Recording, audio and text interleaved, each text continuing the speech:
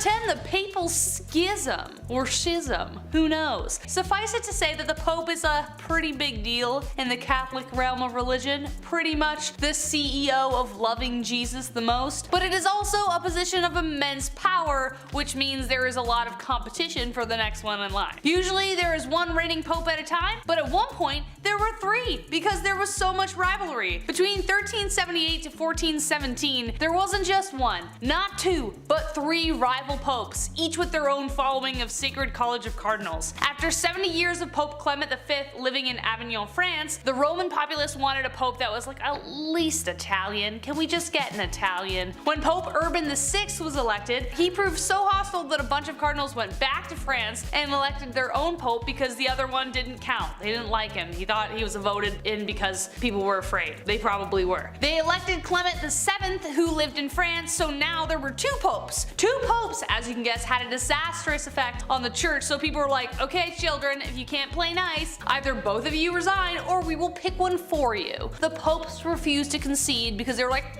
no, I don't want to be pope. So cardinals arranged for the Council of Pisa and elected a 3rd pope, because that'll solve everything, Alexander V, who succeeded John the 23rd. John formed the Council of Constance, then was kicked out of papacy by said council. Then the Roman Pope, who is now Gregory XII, resigned the Avignon Pope, who was dismissed. Eventually, the whole schism ended when Martin V was elected in 1417. It's just so confusing. I feel like I want to vomit. Too much. Too much popes. On number 9, Bone Wars. The early days of paleontology were intense and pretty cutthroat. Since this was a relatively new science with a plethora of things to discover, so many researchers set out to learn and find as much as they could, and this created a lot of rivalries since everyone wanted to gain notoriety for their findings. The competition was intense, but nothing could ever measure up to the rivalry between Othniel Charles Marsh and Edward Drinker Cope. These 2 rival paleontologists did everything in their power to throw each other off or to disprove them, and the lengths that they went to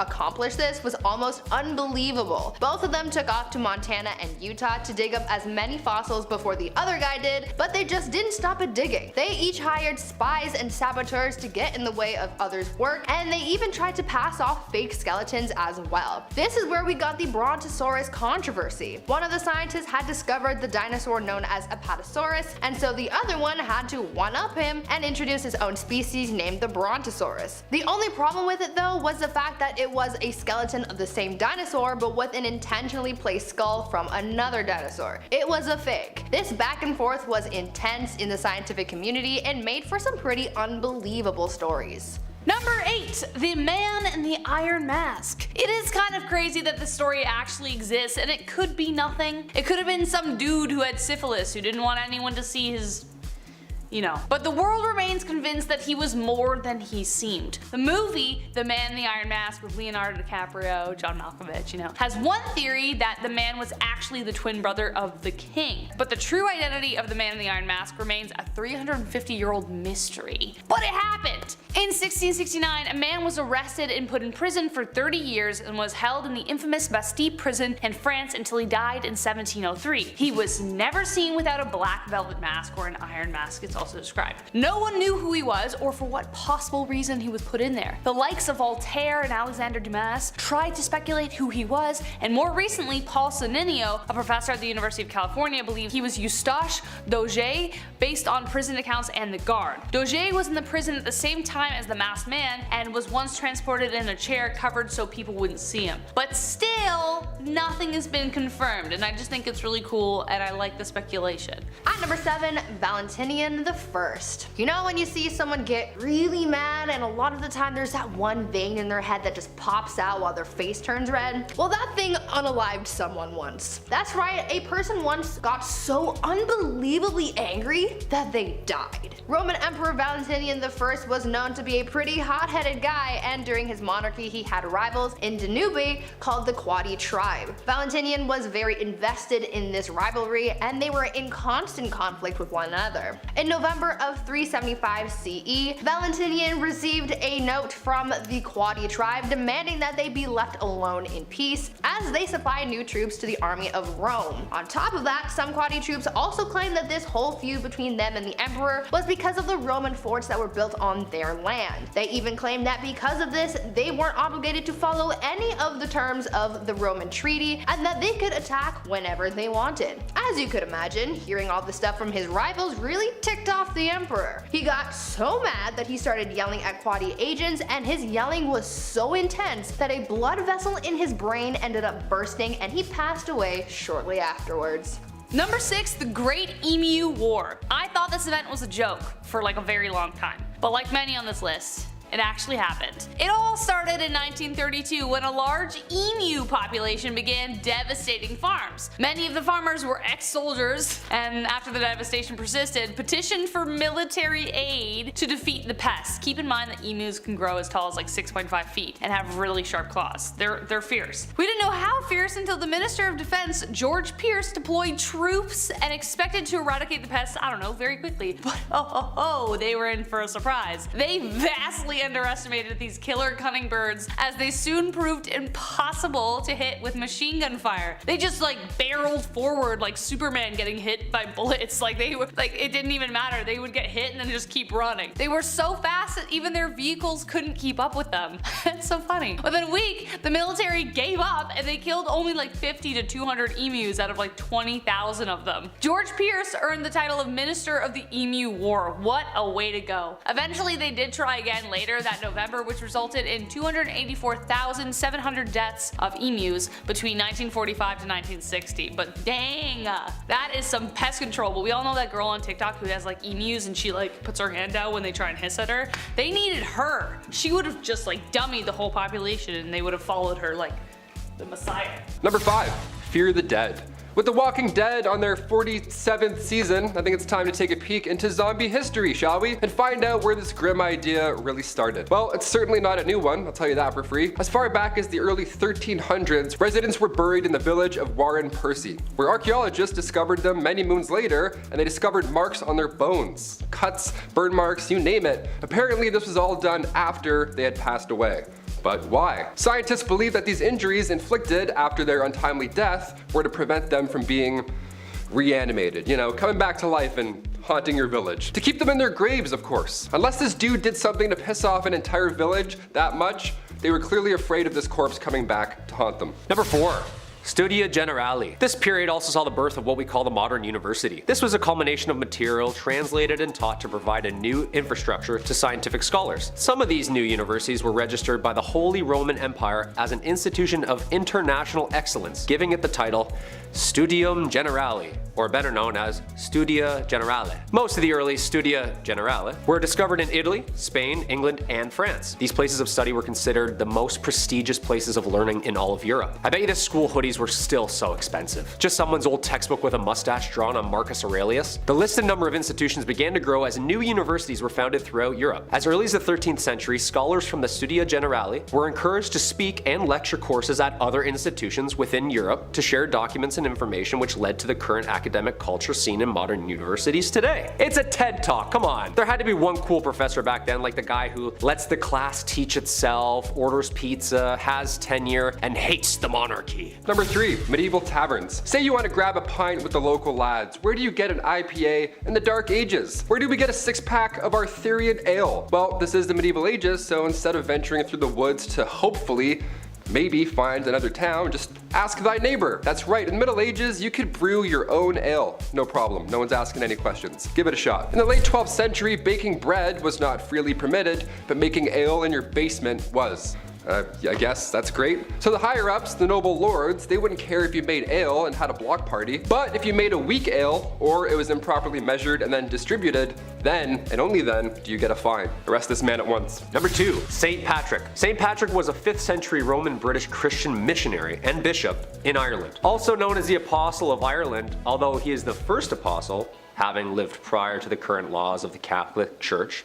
He is considered a saint in the Catholic Church and is regarded as the enlightener of Ireland. The dates of Patrick's life are not certain, but there is a consensus that he was active in Ireland during the 5th century, making his rounds as a missionary speaking the good word of God. But let's get into what everyone talks about with this guy. The good stuff, like slamming a green Guinness or getting all the snakes out of Ireland. I mean, I love the structure and the faith and stuff, but also chasing every snake out of an entire country with a walking stick? Shoo! Shoo, you fool, you bleeding bleeder, go! Go! Do you know how big Ireland is? St. Patrick's Day is on March 17th, the supposed date of his death in 461 AD. It is enjoyed inside and outside Ireland as a religious and cultural holiday and remains a celebration of Ireland itself. And finally, number 1, Dancing Plague. A medieval plague, but make it groovy. Yeah, let's start dancing. That's right, the Dancing Plague. This was a real danger back in 1518. I'll try not to laugh, but I'll try. This was perhaps one of the weirdest events in history. Fra Trofea was the first victim of said plague. She was moving her body around frantically, so much so that it resembled a dance or something, in the middle of the Holy Roman Empire. And as if that wasn't weird already, dozens of others began to join. And then more, all moving their bodies with a similar, wacky, frantic twist. This was long before Chubby Checker came along, so we still have no idea what was going on here. Like, we're out of guesses at this point. This twist lasted for months. People were dropping on the spot. It was scary and confusing. In total, there were around 400 victims that fell to this mysterious illness.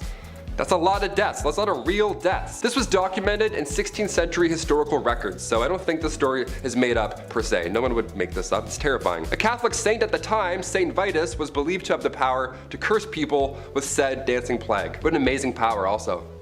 Guy starts moonwalking away, you're like, beat it. Some suggest this was a cult, others believe they ate toxic rye. Who's to say for sure? Either way, we're all dancing. Starting off with some geography, we got Lake Nyos. How can a lake kill 1,700 people? Well, though it sounds too insane to be true, it did indeed happen. Located in West Africa, the lake itself is deceptively beautiful. However, on August 21st, 1986, a mysterious cloud burst from the lake. It flooded towards the village and suffocated 1,700 people and animals. Nothing survived the event. The reason this happened is because beneath the water there is a pocket of magma that leaks carbon dioxide into the lake. The CO2 stays dissolved in the water due to the pressure of the 650 feet of water on top of the magma secretions. Crazy, so kind of like a pop bottle with an invisible lid. Until one day, that lid popped. On that day, the lake abruptly depressurized and the CO2 exploded into the air, causing the devastating event. Today, pipes are used to siphon the CO2 out from the bottom of the lake in order to prevent this from happening again, but imagine when it did happen, it must have felt like some kind of magical grim occurrence. For sure. Number 9, the Salem Witch Trials. If you follow me on MA, you just know how much I hate the Salem Witch Trials. I hate them so much, okay? It's an event in history that is so inconceivably stupid, it's hard to believe it actually happened. The Salem Witch Trials occurred in Massachusetts between 1692 and 1693, where more than 200 people were accused of witchcraft and 20 were put to death. It all started because the daughter of Reverend Paris, Elizabeth, who was 9, and his niece, Abigail Williams, same age, started having fits. Another girl, Ann Putnam, age 11, started having them as well. The supernatural was blamed, and soon the girls began accusing everyone they could, mostly people the town didn't like. Basically, if you confessed and you wanted to be saved, then you weren't executed, but if you were accused and didn't confess, you were killed. The paranoia was so bad that once you were accused, you couldn't escape this guilt they put on you. It was insane. But after the paranoia finally subsided, the colony admitted that they probably made a mistake and compensated the families. Like, yeah, oops, might have gotten a little carried away there. Wow, whew, I got excited, sorry guys. Here's some money. The Salem Witch Trials today represent what happens when paranoia rules a courtroom and the whole thing still beguiles the world even 300 years later. Number 8, Unsinkable Sam. On a happier note, this is the kind of story that makes people believe that cats have 9 lives. Unsinkable Sam was the nickname for a cat who survived several shipwrecks during World War II. His tale begins aboard a German warship called the Bismarck. Among the 2,200 soldiers was a black and white cat that somehow snuck aboard. board. One day, the Bismarck was decimated during an attack, and while the HMS Cossack was looking for survivors, they saw Oscar the cat, name of the time, seeking refuge on a plank, like Jack from the Titanic. They hauled him aboard, but then several months later, the Cossack would be decimated. That's shipwreck number 2.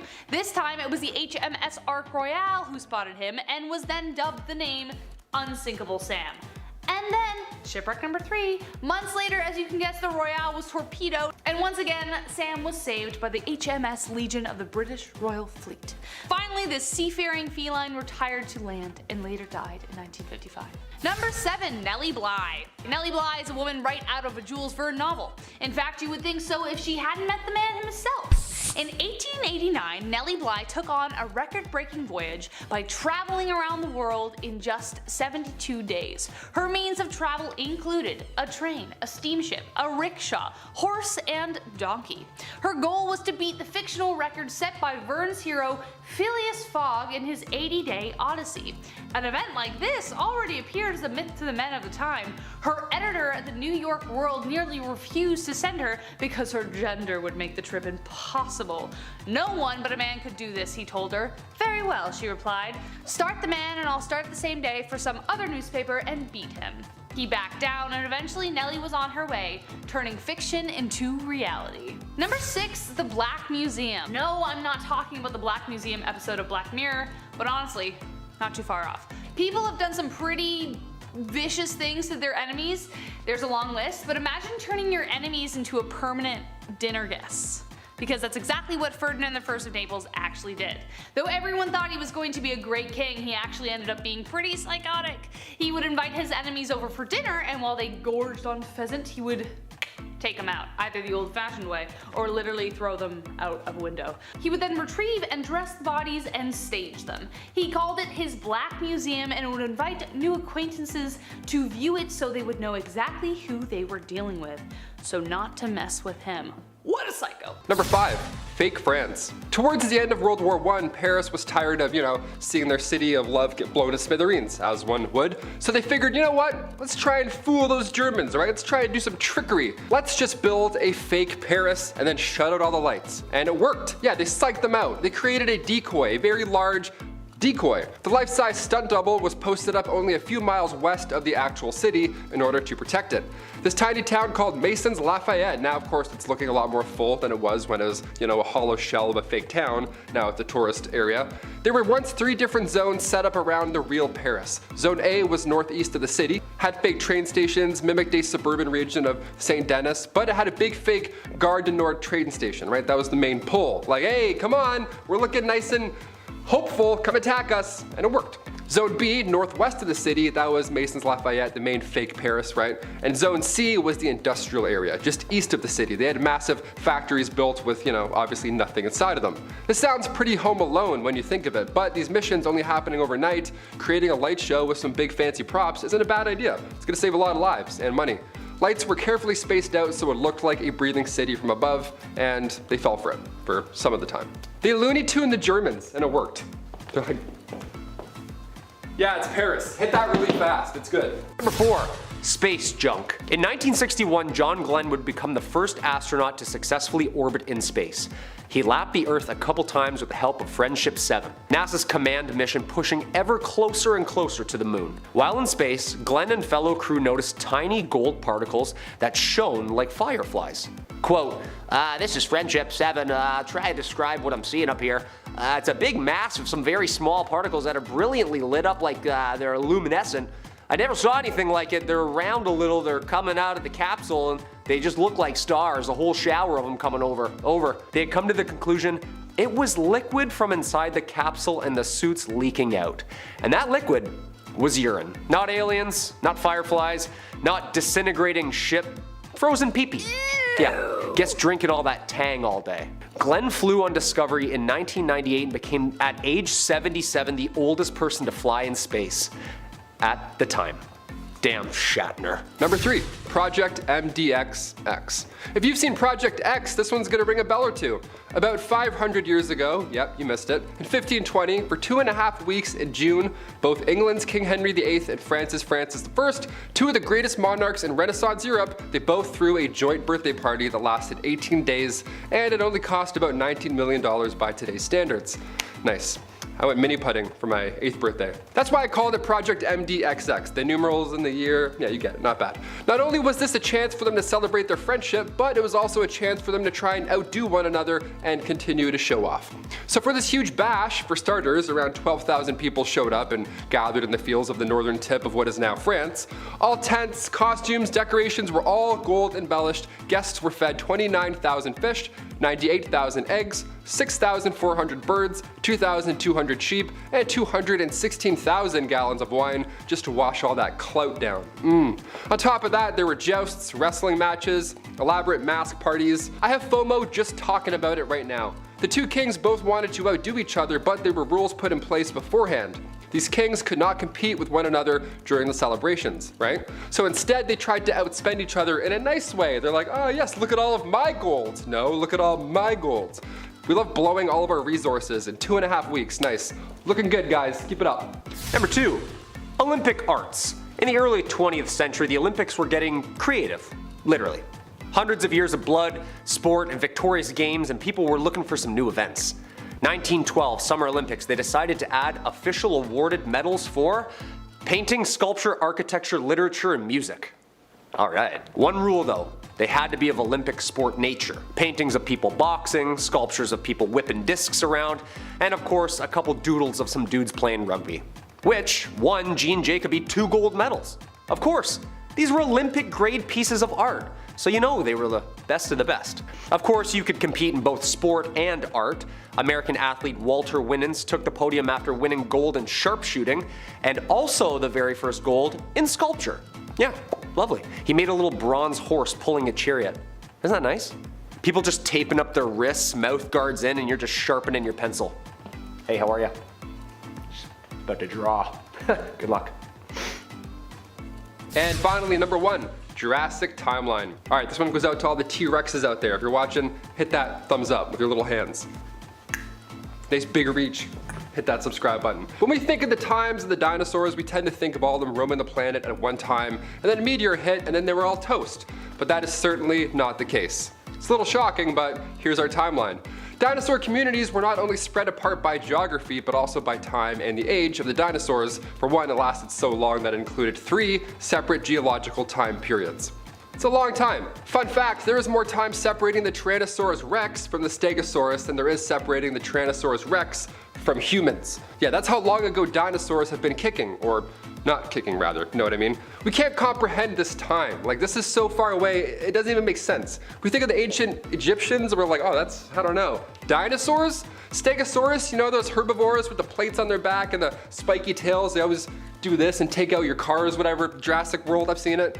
They roamed Earth 150 million years ago during the Jurassic period and the age of the dinosaurs. And then the T-Rex first appeared about 80 million years after the Stegosaurus had been extinct, and that was about, 67 million years ago from today. This means that while 80 million years separated those two, there's only 67 million years that separate us from a T-Rex. Crazy fact. Hit that thumbs up. Kicking off the list at number 10.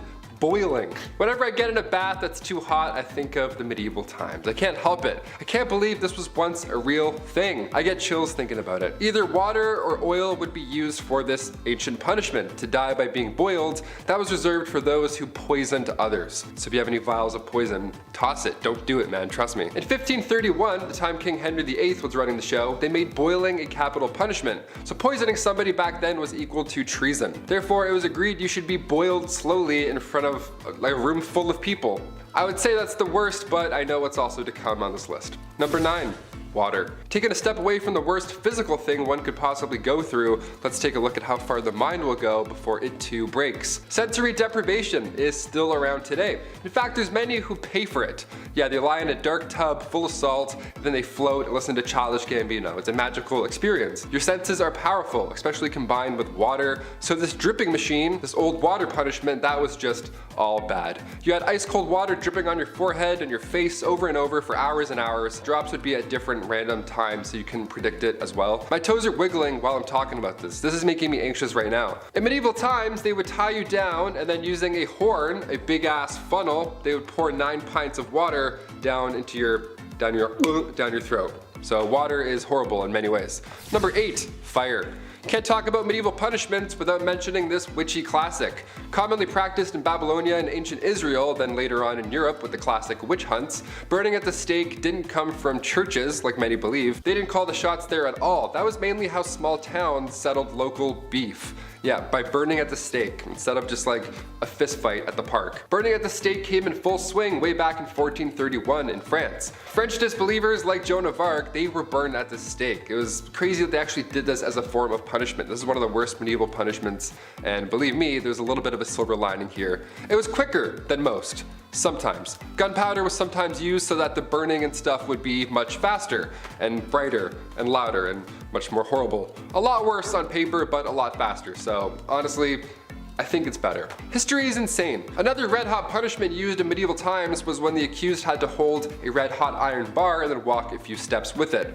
A red hot iron bar, your hands were literally toast at that point. Here's where it gets even worse though. 3 days later, the accused would come back to the court, and then when the bandages were removed, if their hands were healing, they started to heal, they were deemed innocent. They were on the path to goodness and whatever. If their hands were still in horrible condition from, say, I don't know, holding a red hot iron bar, then they were pronounced guilty. That's how the courts worked back then. Number 7, the rack. On to something not so hot and fast, but rather dull and slow. The rack is surprisingly well known. It was originally introduced to the Tower of London around 1420. The Duke of Exeter referred to this device as his daughter. What a weirdo. It's like guys who call their car like she. It's like, okay, just a little bit too close to your automobile, man. Relax. It was an open bed frame type device where your ankles were tied at the bottom and your hands were tied at the top. Already we're off to a horrible start. It was horizontal as well, and sometimes it was up. It was all bad. It would just leave you hanging by these ropes, and these ropes were slowly tightened more and more, obviously causing some problems to muscles and joints that were, holding things in place. This was done to extract information. This is also one of the worst things I've heard. Even getting tickled like this would be horrible. I couldn't even imagine. I make jokes because I'm uncomfortable. Honestly, hit that thumbs up to spread some good vibes because we're not even halfway done, folks. Number 6, molten metal. This was another form of capital punishment, and if you've seen Game of Thrones, it'll ring a familiar bell. A few of these do, actually. Yikes. Metal would be heated up in a cauldron for a long time to the point where it was liquid. It was molten metal, just a soup of minerals. Look, we said this video wasn't for the faint-hearted, and here at Bumblebee, we like to keep that promise. They would then pour the molten metal on your head, or more commonly known, they pour it down the throat of the accused. Obviously, it wasn't done as a method to extract information, it was done to brutally end someone's life. Because they're not talking after that, of course. Execution by molten metal was supposedly done to a wealthy Roman general, Marcus Licinius Crassus, back in ancient times. The metal would burn your muscles and skin, literally cooking it, and then after a few moments, it would harden. Bad, not good. In our number 5 spot today, we have the hostage crisis.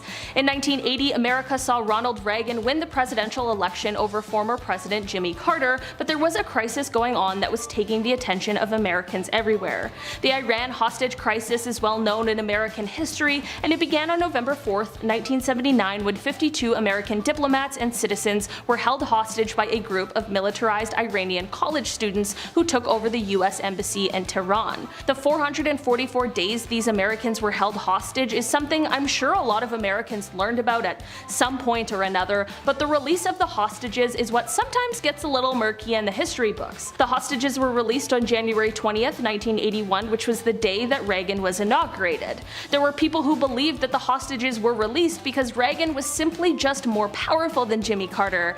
Basically what I'm trying to say is that Reagan received a ton of credit for the release of the hostages, but truthfully, it barely had anything to do with him. The Carter administration had been attempting to negotiate with them for months, but they hated Carter because he had provided aid to the former monarch of Iran and had also failed an attempt to rescue the hostages before. So while they certainly were released on Inauguration Day, it had way less to do with Ronald Reagan and more to do with them just absolutely hating Jimmy Carter. In our number 4 spot today we have the zombie virus. I know The Walking Dead is a popular series, but none of us dream of living in that world. I mean, at least I hope not. What a literal nightmare. That is why in 2017, when the UK discovered that many of their caterpillars were falling victim to what became known as zombie virus, we all said, we've had enough. Especially now that we've all gone through a pandemic. That kind of energy just needs to stay as far away from us as possible. The caterpillars were being infected with baculovirus, which stops their molting and encourages them to continue eating. Once they've eaten a bunch and they're full to the brim, the virus then tells them to head high onto a leaf, which, like, if we weren't talking about a virus that's killing them, that would be like the cutest little sentence, just like high on a little leaf.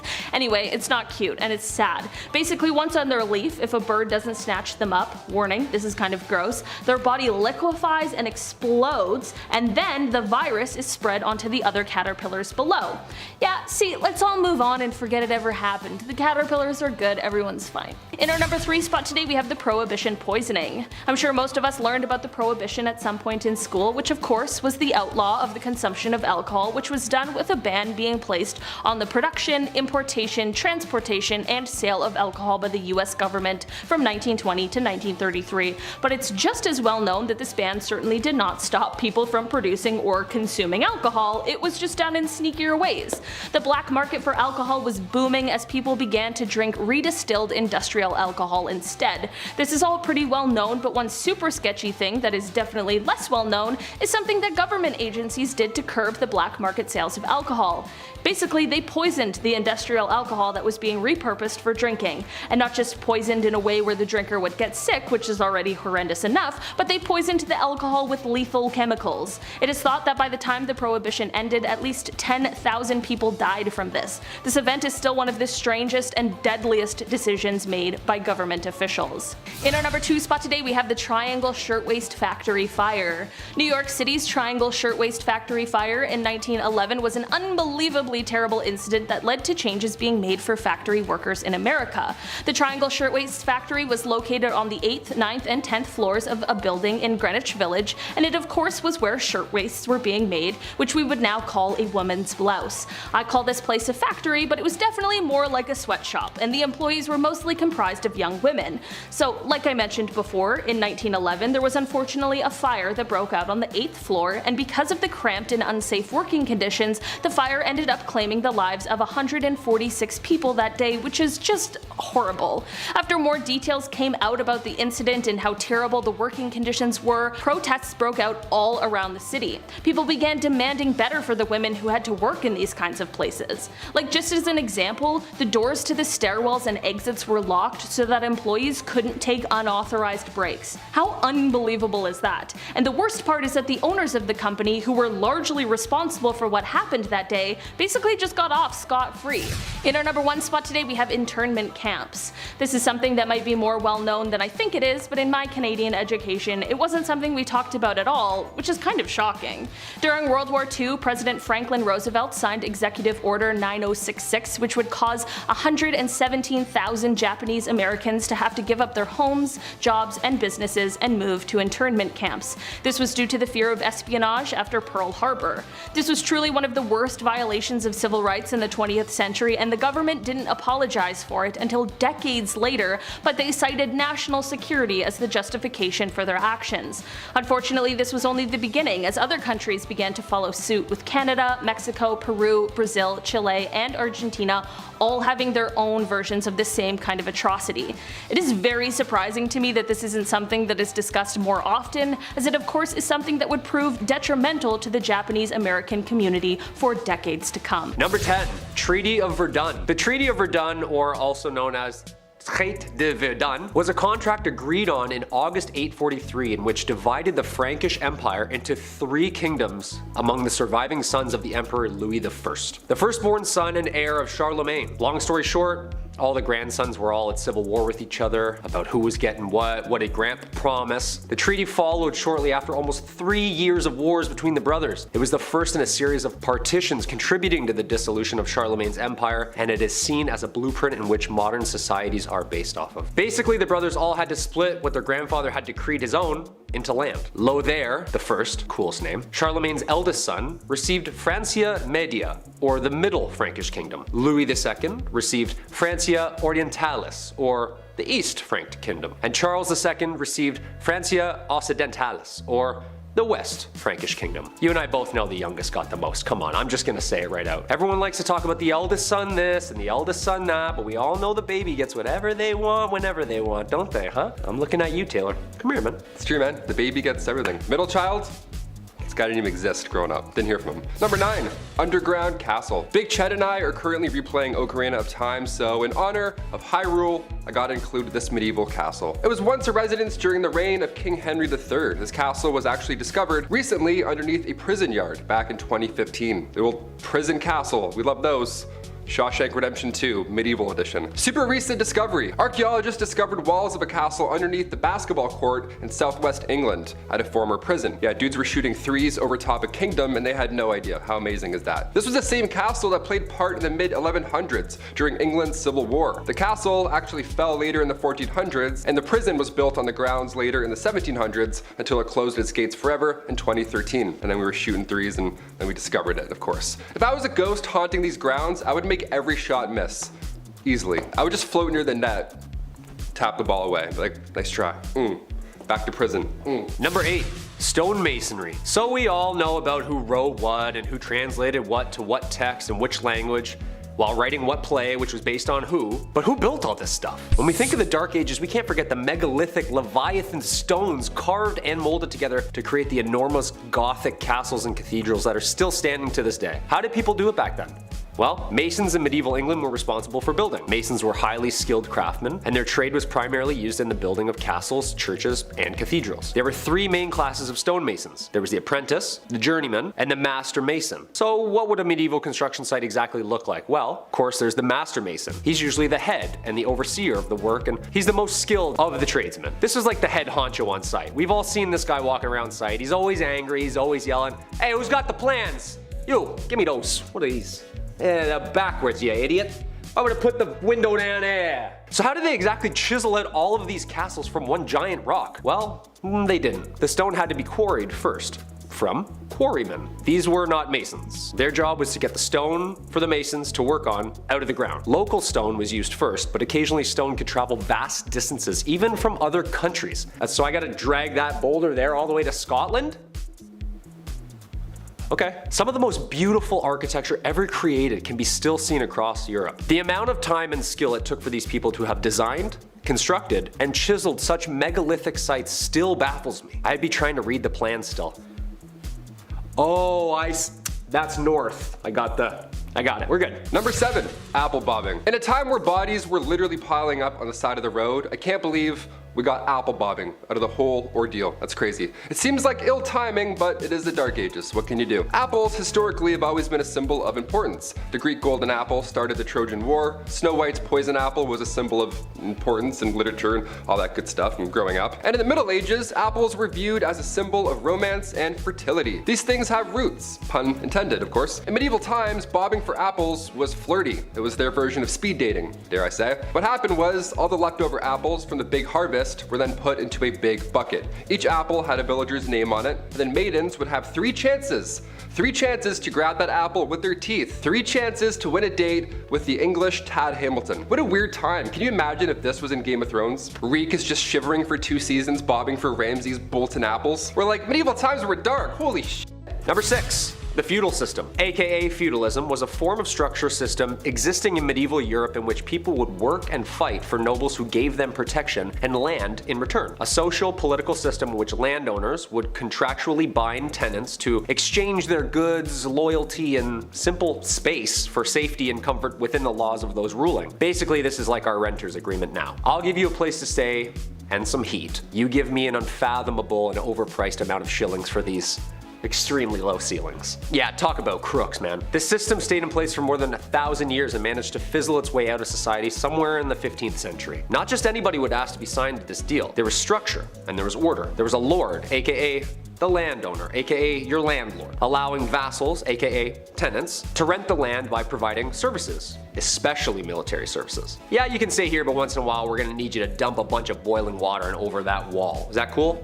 Yeah, you're fine with that. The plot of land, called a fief, was typically worked on by serfs who were laborers who had very few rights and were bound to the land itself. These were the lowest class of people, and they basically did any and all to stay safe on the lord's land. Jobs would include farming, jobs would include cleaning, and was a minimum of 3 days' work to maintain in good standing and remain stationary. Sure, there was no dental or mental health days, but come on, a 3-day work week? Plant a couple carrots here and there? It doesn't seem that bad. Number 5, the smooth hand fish. Not to be confused with Cool Hand Luke. The smooth hand fish was the first time in modern history where a marine type fish has gone extinct. This fish was a shallow water bottom dweller, and I personally love him because he looks like one of the Bowser's minions. He looks moody. He has a fin that protrudes out of his face. Just 200 years ago, you would have seen these smooth dudes in the land down under. It lived in Australia, in Tasmania's warm waters, and what made this fish so unique, as its name hints towards, is its hands. The smooth hand fish would seemingly walk along the ocean floor using its fins as hands. The smooth hand fish would seemingly walk along the ocean floor using its fins as hands. So an angry looking fish with hands and a horn would walk towards you? Hard pass. Graham Edgar, marine ecologist at the University of Tasmania, shed some light on its habits, explaining that these fish were homebodies. They didn't have a large habitat. They just had like all the hands for the house. They spent most of their time sitting in the seabed with an occasional flap for a few meters if they're disturbed. At that point, they would just walk with their hands away from the drama. That's how I want to walk away from drama from now on. Like somebody brings it up to me and I'm just like... Number 4, Permian Triassic, aka the Great Dying. Okay, what a nickname, love it. And one of the most mysterious extinction events on this list. Let's talk about it. The Permian Triassic extinction event destroyed the vast majority of life on Earth over 250 million years ago. Life was booming and then silence. Scientists have been boggled and bamboozled for years, but these pieces may finally be coming together. This event is not to be confused with the death of the dinosaurs. That's a different thing, which is still not as sad as the film The Land Before Time.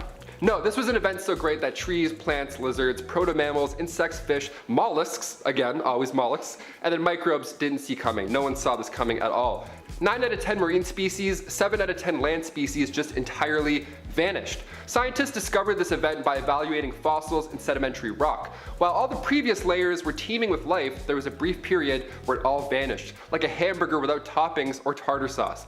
Gone in 60 seconds. Just a smooth burger, nothing's getting in the way of that. No tartar sauce dripping down your shirt. Absolutely. That's how fast it went.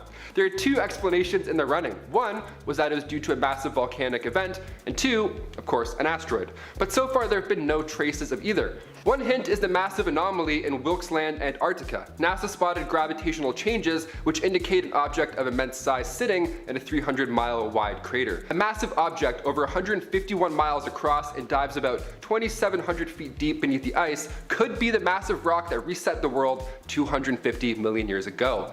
Or, I know what you're thinking, could also be aliens. We're 50-50 here, we're trying to figure it out. Number 3, passenger pigeons.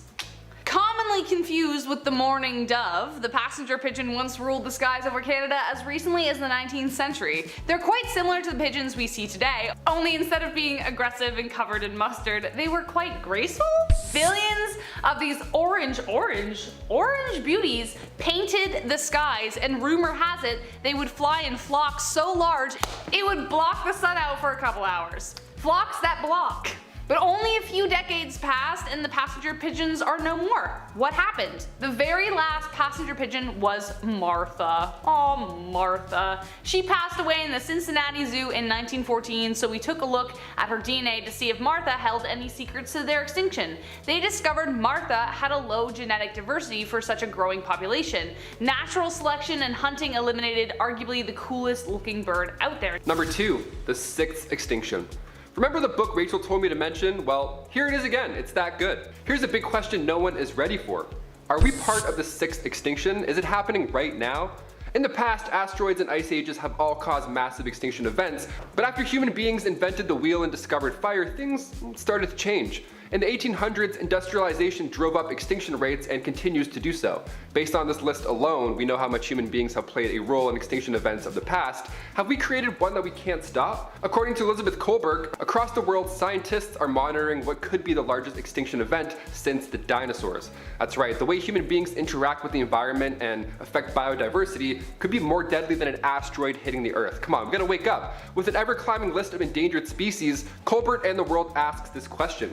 Could this be mankind's lasting legacy, and is it too late to change it? And next up we have the Dunkleosteos. Now it may sound silly because it has the word dunk in it, but this ancient fish did not shoot threes. It actually shot its head at you into self-defense at 50 milliseconds a jab. The Dunkleosteos was a 34-foot long armored fish that came from the Devonian era. Its fossil was first discovered in 1867 by Dr. David Dunkel. He of course named it after himself in Dunkel fashion. It swam confidently in subtropical waters and weighing around 1 ton, which is 2,000 pounds, the dunk was kind of a bully, but it's not his fault. He was born this way. Its massive skull was well equipped with 2 fangs, and these razor sharp teeth would rub against each other as they grew. So if the dunk's big rock head wasn't intimidating enough, he's also sharpening his mouth 24/7. As for diet, the dunk would use those fangs on anything that crossed its path during their coral commute. They would eat fish, sharks, and dare I say, other Dunkleosteos. Cannibal fangfish for the win! Luckily these guys aren't around anymore. They all went extinct around 360 million years ago during the Devonian extinction. For a scary look fish, it has a rather sweet name. Shout out to David Dunkel, thanks for all your hard work. Number 10. Abe the Wrestler. At 20 years old with a record of 300 fights and 1 loss, he stands 6'4" at 185 pounds. Your future president of the United States, Honest Abe! The chair! Give him the chair! That's right, Abe Lincoln was quite the ruffian. However, the wrestling back then wasn't as organized, as there was no WWF per se. It was mostly just a show of strength and skill, but they were competitions among men. Huge crowds gathered, towns watched, everybody gambled. It was great. A little wrestling. His fights earned him respect while campaigning too. He would even scrap hecklers at debates. Yeah, just walks down midpoint and wheeler whips someone under their neck. His chirps were amazing too. He would just look at people like Gladiator and call them out. He'd be like, hey, I'm the big buck of this lick. If any of you want to try it, come on and get your wet horns. Yeah, I didn't think so. Sorry, Mr. Douglas, proceed. Thank you. Number 9, Roy Sullivan. They say lightning never strikes the same place twice, but if you knew Roy Sullivan, you knew that's not entirely true. Yeah, meet the man who was struck by lightning 7 times and lived to tell the tale. Roy Sullivan was born in 1912. He sadly passed away in 1983 when he was 71 years old, but God tried a few times to get him out earlier, it seems. He was born in Greene County, Virginia. Roy was a park ranger in Shenandoah National Park in 1936. He was nicknamed the Human Lightning Conductor, and he appeared in the Guinness Book of World Records. Roy's first encounter with, the might of Thor was when he was just 30 years old at the Fire Lookout Tower. He said that lightning strike, again out of the 7 he survived, was the most painful out of all of them. The lightning bolts burned a strip all the way down his leg, even blowing a hole through his shoe. Yet somehow he survived. Roy was also hit by lightning in 1969 while driving a truck, and also in 1970 while gardening on an otherwise clear day like today. Also in 1972 while inside a guardhouse. Also in 1976 during another storm, and finally in 1977 while fishing. Yeah, Roy passed away in 1983, and to this day 2 of his ranger hats are on display at the Guinness World exhibits in New York City and South Carolina. This man cheated death 8 times. 7. Number 8. Miss Unsinkable. Violet Constant Jessup, aka the Queen of Sinking Ships, or Miss Unsinkable, was an Argentine-Irish woman who worked as an ocean liner stewardess, memoirist, and Red Cross nurse in the early 20th century. Jessup is well known for having survived 3 sinkings of major ships: the RMS Olympic in 1911, the RMS Titanic in 1912, and her sister the HMHS Britannic in 1916. Yeah, talk about the luckiest person ever. Lady's got some angels watching over her, I swear. The first ship, they turned around and made it back just in time. The Titanic? Well, watch the movie, you'll understand. And then the third ship? It must have just felt personal by that point. Really? Not to mention barely surviving tuberculosis as a child.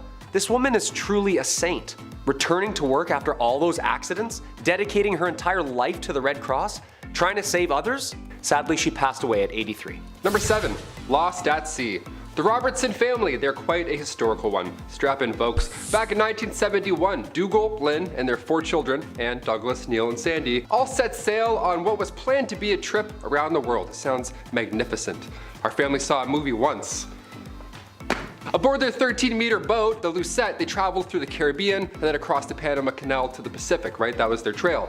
A year and a half went by, they were en route through the Galapagos, and one of the daughters, Anne, who was 18, decided to leave the voyage. Yeah, she's like, you know what? I'm actually not on board for this anymore. I'm really seasick, bye. And then in Panama, they took on a hitchhiker named Robin Williams. Great name. This hitchhiker was in for more of an adventure than they thought, because after this point, their lives were never the same again. West of the Galapagos Islands, a pod of killer whales struck the boat. Wood then began to crack and the boat subsequently started to sink. They all moved to the inflatable life raft, but after 16 days of using their own breath to keep inflating it over and over 24/7, the 6 of them were sadly forced to relocate into an even smaller dinghy. Then they somehow survived for 38 days at sea, while sailing towards the center of the Pacific with no goal in mind other than to survive. All they had to drink was some water left over from the Lucette, with sea turtles being their only diet. Yeah, save the turtles, unless of course you're stranded at sea. Then in that case, sorry to 52 of you. Finally, after 38 days, they were spotted by a passing Japanese fishing boat, and then thankfully they were rescued. Number 6. Mad Jack Churchill. No, not that Churchill, but equally as British and even bolder. Mad Jack Churchill, aka John Malcolm Thorpe Fleming Churchill, was a British Army officer who fought in the Second World War with a longbow, bagpipes, and a Scottish broadsword. Dude, this guy lived a life. Was in like every war. Trained people how to fight and how to parachute. This guy was fighting machine guns with a bow and a sword, and was at like the front of the lines, leading them, taunting people, playing the bagpipes. You know how intimidating that is? How is there not like 15 movies about this guy? Not only did he thrive in the rough stuff, guy revolutionized surfing. He was also pissed the Americans dropped some nukes. He wanted to keep fighting, you know? Like imagine that pep talk. Alright lads, I'm gonna play a wee jingle here first, and then I'm gonna go take this sword and I'm gonna start swinging. Alright? Good luck. Won't they? Number 5. Operation High Jump. Operation High Jump, officially named the United States Navy Antarctic Developments Program, launched in 1946 to 1947, an operation to establish an Antarctic research base organized by Admiral Richard E. Byrd. High Jump included 4,700 men, 13 ships, and 33 aircrafts. The war's end signaled the onset of the atomic age and a desire to secure supplies of uranium. With its almost unlimited mineral deposits, the largely unexplored territory of Antarctica was just the prize. It commenced 1946 and ended in late 1947. Or did it? Also known as Task Force 68, Byrd and his team established the Little America 4 base near 3 previous bases in the ice. The frozen aircrafts would photograph as much of the Antarctic's land surface as possible during this 3-month operation. Seems like the public thinks that High Jump could have been more fishy than we think. Seems like skeptics are leaning towards more of a secret military expedition to the center of the Earth type stuff. Yep. Apparently there's a mouth to the center of the planet in the Antarctic, and there was a secret race to find it. High Jump is still today at the mercy of the internet on whether or not it was a legit project or a secretly funded scientific expedition. Google it up. It's pretty wild and very real. Number 4. Ouija boards. Popularized by teens in the 1970s, the Ouija board has earned its reputation over the years.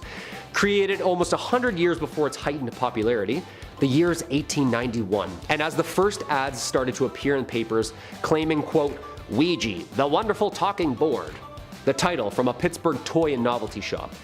The first paper described it as a magical game that answered questions about the past, present, and future with marvelous accuracy. A flat board with the letters of the alphabet configured in 2 semicircles. Above, the numbers 0 through 9, the words yes and no in the upper corners, goodbye at the bottom. No batteries included nor needed. Now, the origins are pretty messy, and it's hard to kind of pinpoint who or what inspired these early attempts at this game. It kind of just appeared on shelves. No, literally. The Kennard Novelty Company exclusively made and marketed these talking boards, and apparently the lore goes that one of the designer's sisters was a medium and asked the board what it would like to be called. It responded, Ouija, followed by, good luck. Well, that's absolutely terrifying. At least good sportsmanship though, right? Yeah, I've never played with one of these, nor will I ever. That's a no-brainer for me, 100%. Number 3, the Philadelphia experiment. I pray that this one is a hoax because there's a lot of documents that relate to this subject around the time that don't really seem to add up. The Philadelphia experiment was an alleged event witnessed by Carl Allen and the United States Navy shipyard in Philadelphia, Pennsylvania in October 1943. Allen describes an experiment where the US Navy attempted to render itself invisible, cloaking the destroyer the USS Eldridge, and the bizarre scientific results that followed. On Allen's account, the destroyer successfully made itself invisible, but the ship inexplicably teleported to Norfolk, Virginia for several minutes and then reappeared back in Philly. Sounds pretty cool, right? So what's the catch? The ship's crew was supposed to have suffered various side effects, including insanity, intangibility, and being frozen in place. Like people stuck in the walls and stuff. Stuck in the floors like this is a scene from Jumanji. Terrifying. The story surfaced in the late 1950s when Allen sent a book full of handwritten letters referring to the experiment to a US Navy research organization. The US Navy maintains that there has been no such experiment ever conducted and that the details are highly exaggerated and falsified. Dude, I hope so, because this is horrifying. Number 2, wow. In a 1959 paper, Cornell University physicists speculated that if an extraterrestrial civilization was attempting to communicate with us using radio signals, that they might use a frequency of 1420 megahertz, which is naturally emitted by hydrogen, the most common element in the universe. In 1973, Ohio State University assigned the Big Ear to the scientific search for extraterrestrial intelligence. 1977, Jerry Amon, a SETI volunteer astronomer, was analyzing data and spots a series of signal intensities and frequencies that left him and his colleagues astonished. The WOW signal was the first signal detected from Earth. The signal came from the direction of the constellation Sagittarius. Amon discovered the anomaly. Impressed by the result, on the computer printout he circled 6EQUJ5 and wrote 3 letters beside it. Wow. Leading to the event's famous name. The signal lasted for a full 72 seconds, and it remains today as the strongest candidate for an ET radio transmission ever detected. And number 1, of course, the USS Cyclops.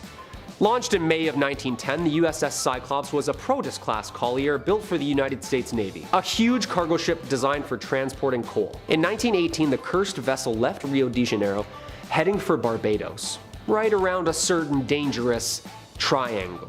Unfortunately, the Voyager was never to be seen again. Named Cyclops after a race of giants from Greek mythology, she was huge and heavy, unmissable by the naked eye. So what happened to her? The loss of the ship and crew still remains the single largest loss of life at sea the United States Navy has ever experienced.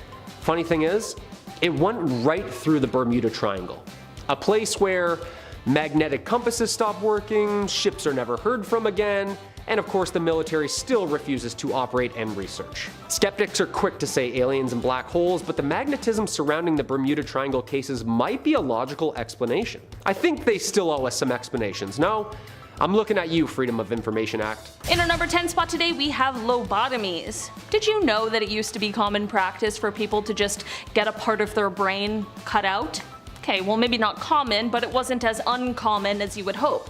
Lobotomies used to be considered an excellent and efficient cure for things such as mental health problems, which thankfully is a practice that has not survived for a very good reason. Of course, in modern medicine, lobotomies still exist, but only when actually necessary, and there is of course a lot more knowledge about the dangers and effects. One well-known person to have undergone one of these procedures was Rosemary Kennedy, who was John F. Kennedy's sister. She was experiencing seizures as well as mood swings, and while these seizures certainly were something that needed to be looked after for her health, I'm not sure if the mood swings necessarily needed some kind of medical intervention. Anyways, to quote-unquote cure her, they had a lobotomy performed on her.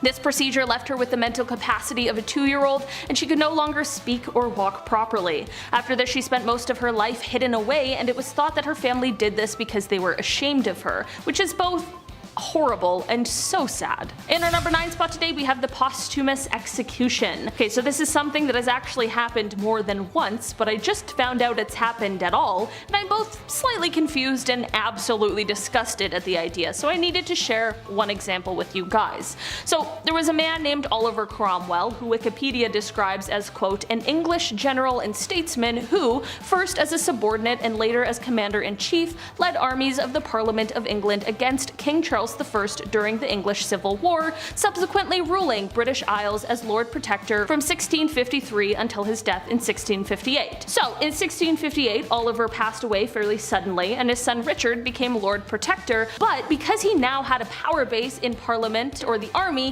he had to resign just the following year, which effectively ended the Protectorate. Since there was no clear leadership during this time, George Monk was able to have the Long Parliament restored. He then made some slight constitutional adjustments so that Charles II could be invited back from exile in 1660 and actually be a king under a restored monarchy. So then on January 30th, 1661, on what was the 12th anniversary of the execution of King Charles I, Oliver's body was exhumed and executed posthumously. They killed a dead guy. I get that it's like symbolic, but it's just like a little redundant, don't we think? Anyway, his head was cut off and displayed outside of Westminster Hall until 1685. Afterwards, it had a series of different owners, which only adds to the oddity of the story. In our number 8 spot today, we have Agent Orange. Agent Orange is not Cody Banks' cousin, but it was an extremely potent herbicide used from 1961 to 1971 in the Vietnam War. It was intended to cut through the canopy of thick foliage in Vietnam in order to reveal the troops underneath, but instead it proved to be extremely deadly to humans. It caused cancers, birth defects, and so many more different health issues. It's not like it was just a little bit either. 21 million gallons of it were sprayed over Vietnam, which affected hundreds of thousands of Vietnamese citizens, and it also affected the US veterans who faced exposure as well. While this is a dark part of history and it's really difficult to hear about, it's also important that we don't forget things like this. Knowing our history is so important so we don't make the same mistakes again. In our number 7 spot today, we have the Red Summer. The Red Summer is something I didn't even hear mentioned in school, which is honestly absolutely shocking. I'm hoping this is something that is more commonly taught than I think it is, because it really is important. The Red Summer is the term used to refer to the period from the late winter through to the early autumn of 1919, in which white supremacist terrorism and racial riots took place in more than 36 cities across America. Some of the more well-known race riots that took place during the Red Summer were the Chicago, Washington, D.C. riots. These anti-black riots are said to have developed from a multitude of post-World War I tensions, such as the economic slump and the competition in job and housing markets. In 1919, it certainly wasn't uncommon for there to be race riots and a multitude of white-on-black violence, but the Red Summer really marked some of the first race riots in which black people in number stood up to the white supremacy, resisted, and fought back. During the Red Summer, a civil rights activist named A. Philip Randolph publicly defended the right of black people to self-defense. It is said that between January 1st and September 14th of 1919, white mobs at least 43 black Americans, but despite this, the states refused to interfere or prosecute these mobs. Considering how many race riots went on during this summer, we truly could dedicate an entire video to the Red Summer. It is insane to think about how recent 1919 really was, and while we certainly have come a long way, there's always more work to be done, and part of the work involves us learning about these horrible histories and what has happened in our past. In our number 6 spot today, we have King Gojong of Yu. King Gojong of Yu had his reign from 496 BC until 465 BC. His reign took place during what was arguably the last major conflict of the spring and autumn period, and he was able to lead his state to victory, but it certainly wasn't an easy road or without some very creepy happenings. The major conflict he led his state through was the war between Wu and Yu, which started when a Yu princess, who was married to a prince of Wu, left her husband and fled back to Yu. I mean, this of course wasn't the only thing that caused the war, but it certainly sparked the fire. The king was an extremely humble king, as he wouldn't relish in the riches he had as most royals would. Instead, he ate the same food as peasants and often would leave himself hungry in order to remember that he was in a position to serve his state. Okay, so you might be sitting there wondering when I'm gonna get to the scary historical event you came to this video for, so here it is. As I mentioned before, he was able to lead his state to victory, but of course a war involves a lot of sacrifice and some pretty horrific happenings. The king's army was very well known for their ability to scare their enemies before a battle began, and this is because their front line consisted of criminals who had been sentenced to death. In this time, there wasn't lethal injection or the electric chair, so naturally, it was a lot more of a vicious process. These criminals would decapitate themselves in front of the enemy army. Yep, I think this is probably the definition of a scary historical event. I can't even imagine witnessing something like that and then having to proceed with a battle against the army that has people doing that sort of thing. The king was certainly not a leader who wasted any time messing around.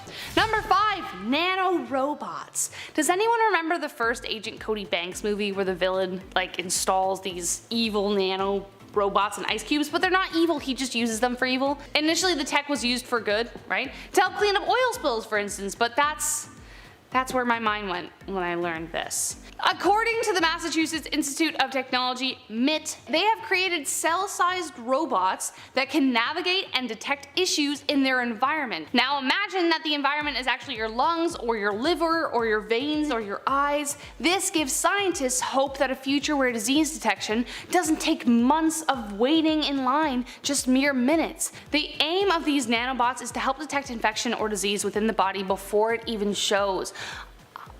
I'm not sure how I feel about tiny little robots floating inside me, but if I would be cool, I think I have to ask myself this question. If I'd be okay with Miss Frizzle shrinking a bus down and going through my nose, would I be okay with that? Then I might be okay with this. Number 4, we might meet aliens. So I know they said that the random monoliths that appeared around the world were made by artists. Convenient. Artists are essentially aliens. We're weird. We are so weird. It was 2020. We couldn't handle anything else. But in truth, meeting aliens may not be something that just happens in Doctor Who. In fact, Jamie Matthews, astrophysicist and professor at the University of British Columbia, said, and I quote, "By the year 2118, extraterrestrial life won't be news but historical fact." I recognize that some of us might not live past 100, myself included, but that statement still implies that it could happen within that time frame. The most terrifying thought about that will be how we react to them, though by alien life it doesn't necessarily mean humanoid alien creatures with oval heads. It will most likely mean that we will find a specific kind of anaerobic bacteria, like kind of what we might find in Venus with the phosphine and everything, if you know what I'm talking about. But according to the Pentagon report, if I'm being honest here, I'm not so worried about the aliens. I'm more worried about how we're gonna react to them. Will it make us more humble, fearful, arrogant? Will this be the War of the Worlds scenario? God, I hope not. I hope we all get along. We're just a big happy space family. Unlikely. Before we land on our top 3, if you're still with us, give us a like and comment on what you're looking forward to the most. Also, if you're new to the Hive, give us a subscribe. We'll love you forever. Number 3, a visit to Mars. So in the next few years, we are putting boots on the moon. 2024 is gonna be a big year. It has been over 50 years since astronauts last set foot on the moon, and the Artemis program is set to accomplish this. But what's more exciting is what's coming next. This trip is also a kind of test drive for life support systems that will hopefully extend the trip to months, even a year. If that goes well, then the next step is Mars. NASA's InSight mission is now on Mars, and its stay has been extended in order to measure how life on Mars, such as quakes and dust devils, will affect human visitors. It's also a test for how useful solar panels will be on Mars, and if it's an effective form of energy. But its journey to and from the planet is the precursor to manned missions to Mars, so depending on how the next year goes, we might be around to see some astronauts on Mars. If they don't bring Mars bars, I'm gonna be really upset. That's all I'm saying. Number 2, space elevators. Sounds so cool.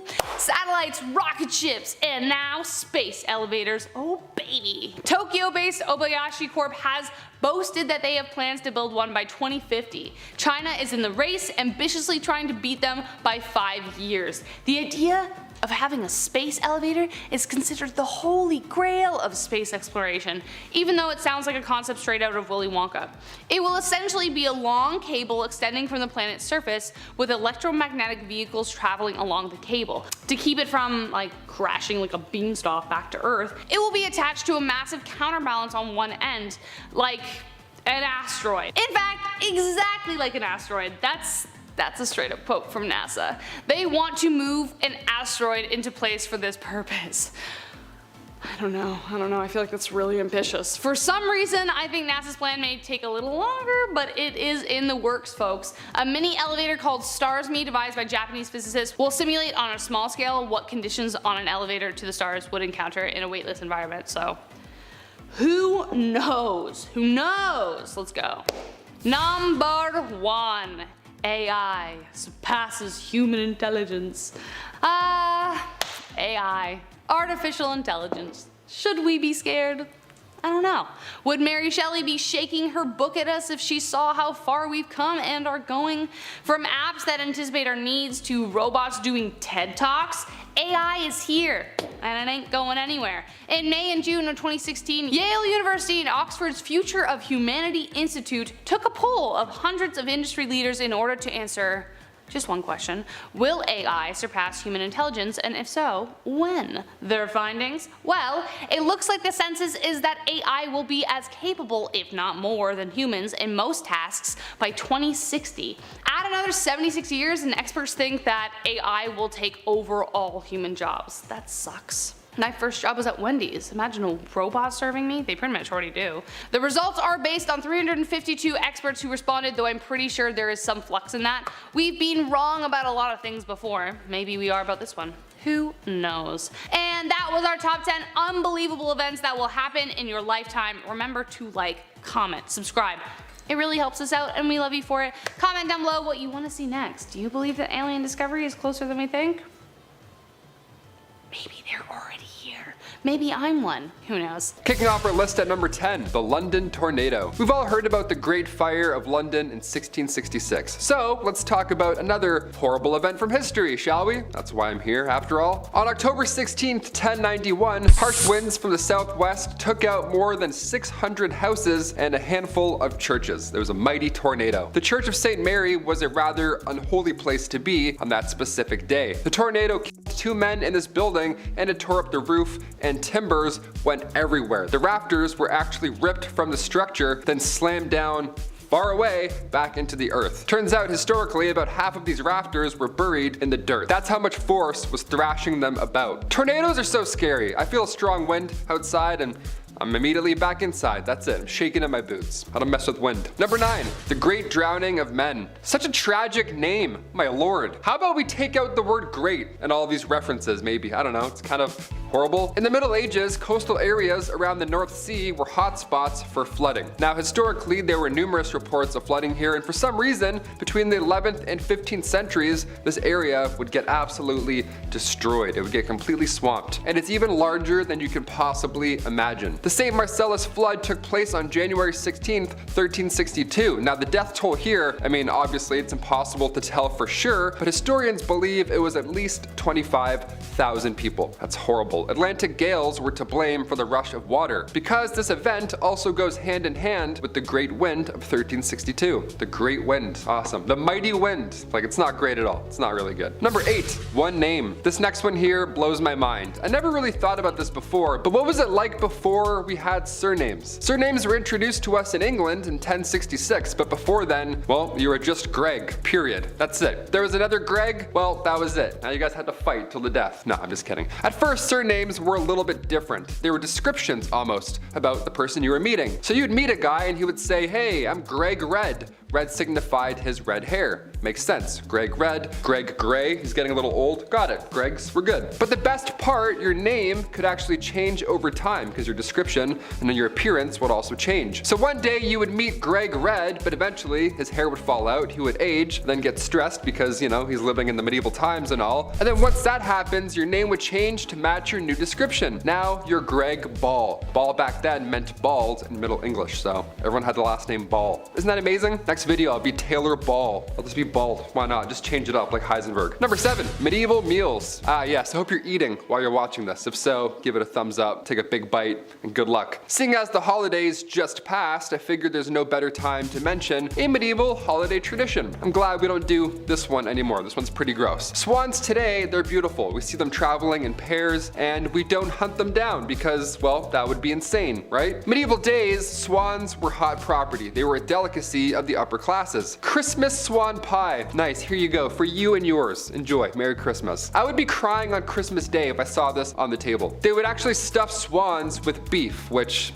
I personally don't recommend. Turkeys, I'm like, okay, that we've dealt with. Swans, I'm like, no, but they're in love. They mate for life. Do we eat both? Let's eat both, I guess. Other medieval meals included peacocks, cranes, turtle doves, sparrows, and herons. Herons? Imagine Christmas dinner is a heron lying on the table. You're like, really, Dad? I don't really want to eat this. This is the long neck. Number 6, the dancing plague. Okay, summer 1518, a summer we will never forget, sadly. One of the most bizarre events in medieval history, the dancing plague. The town of Strasbourg was calm, cool, and or collect until out of nowhere, one woman began to dance uncontrollably in the streets. She was convulsing, it was wild, but then soon others joined in and eventually there were over 400 people dancing their days away. Now it sounds funny in some degree, but it's really tragic. This was not a good time at all. A great amount lost their lives due to pure exhaustion and heart attacks, and the authorities tried their best to help the situation, so they paid for musicians to perform for them while they danced, while they were convulsing. They're like, oh yes, bring in a jazz band, let's complete this image. This happened a few times in Europe, not just once.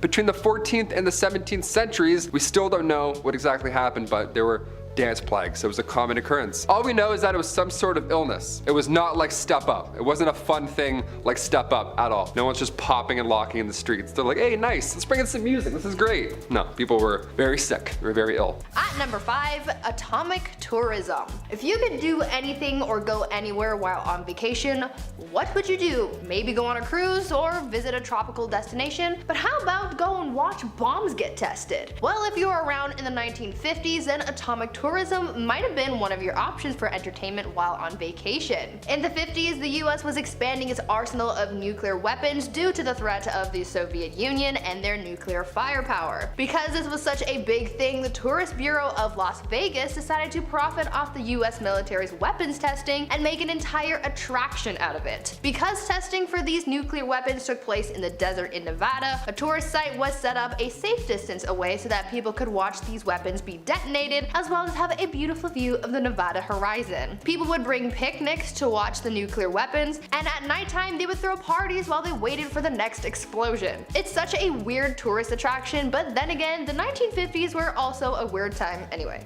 Number 4, Agent 355. So they are actually making a movie inspired by this one because of course it would make a great movie. Move over 007, there is a new agent in town and I smell an excellent film legacy brewing. After a hasty retreat made by George Washington leaving more control in British hands, he needed to come up with a stealthier way to retaliate. Thus, the Culper spy ring was born. This intelligence operation was so good at keeping secrets, some of the identities of the spies were never revealed, especially the identity identity of Agent 355. Not even Washington himself knew who was working for him or who was 355, but we do know that they were a female agent, a spy of expert skill. It was because of her that the head of England's intelligence, Major John Andre, was arrested. Notoriously handsome and debonair, 355 could have been any of the women that fawned over him at parties, gathering his secrets. One secret in particular was his plan to sell West Point to the British. After documents pertaining to his ordeal was uncovered, he was arrested and condemned. But as to who would be directly thanked for this capture was unknown. The only other suspected fact about her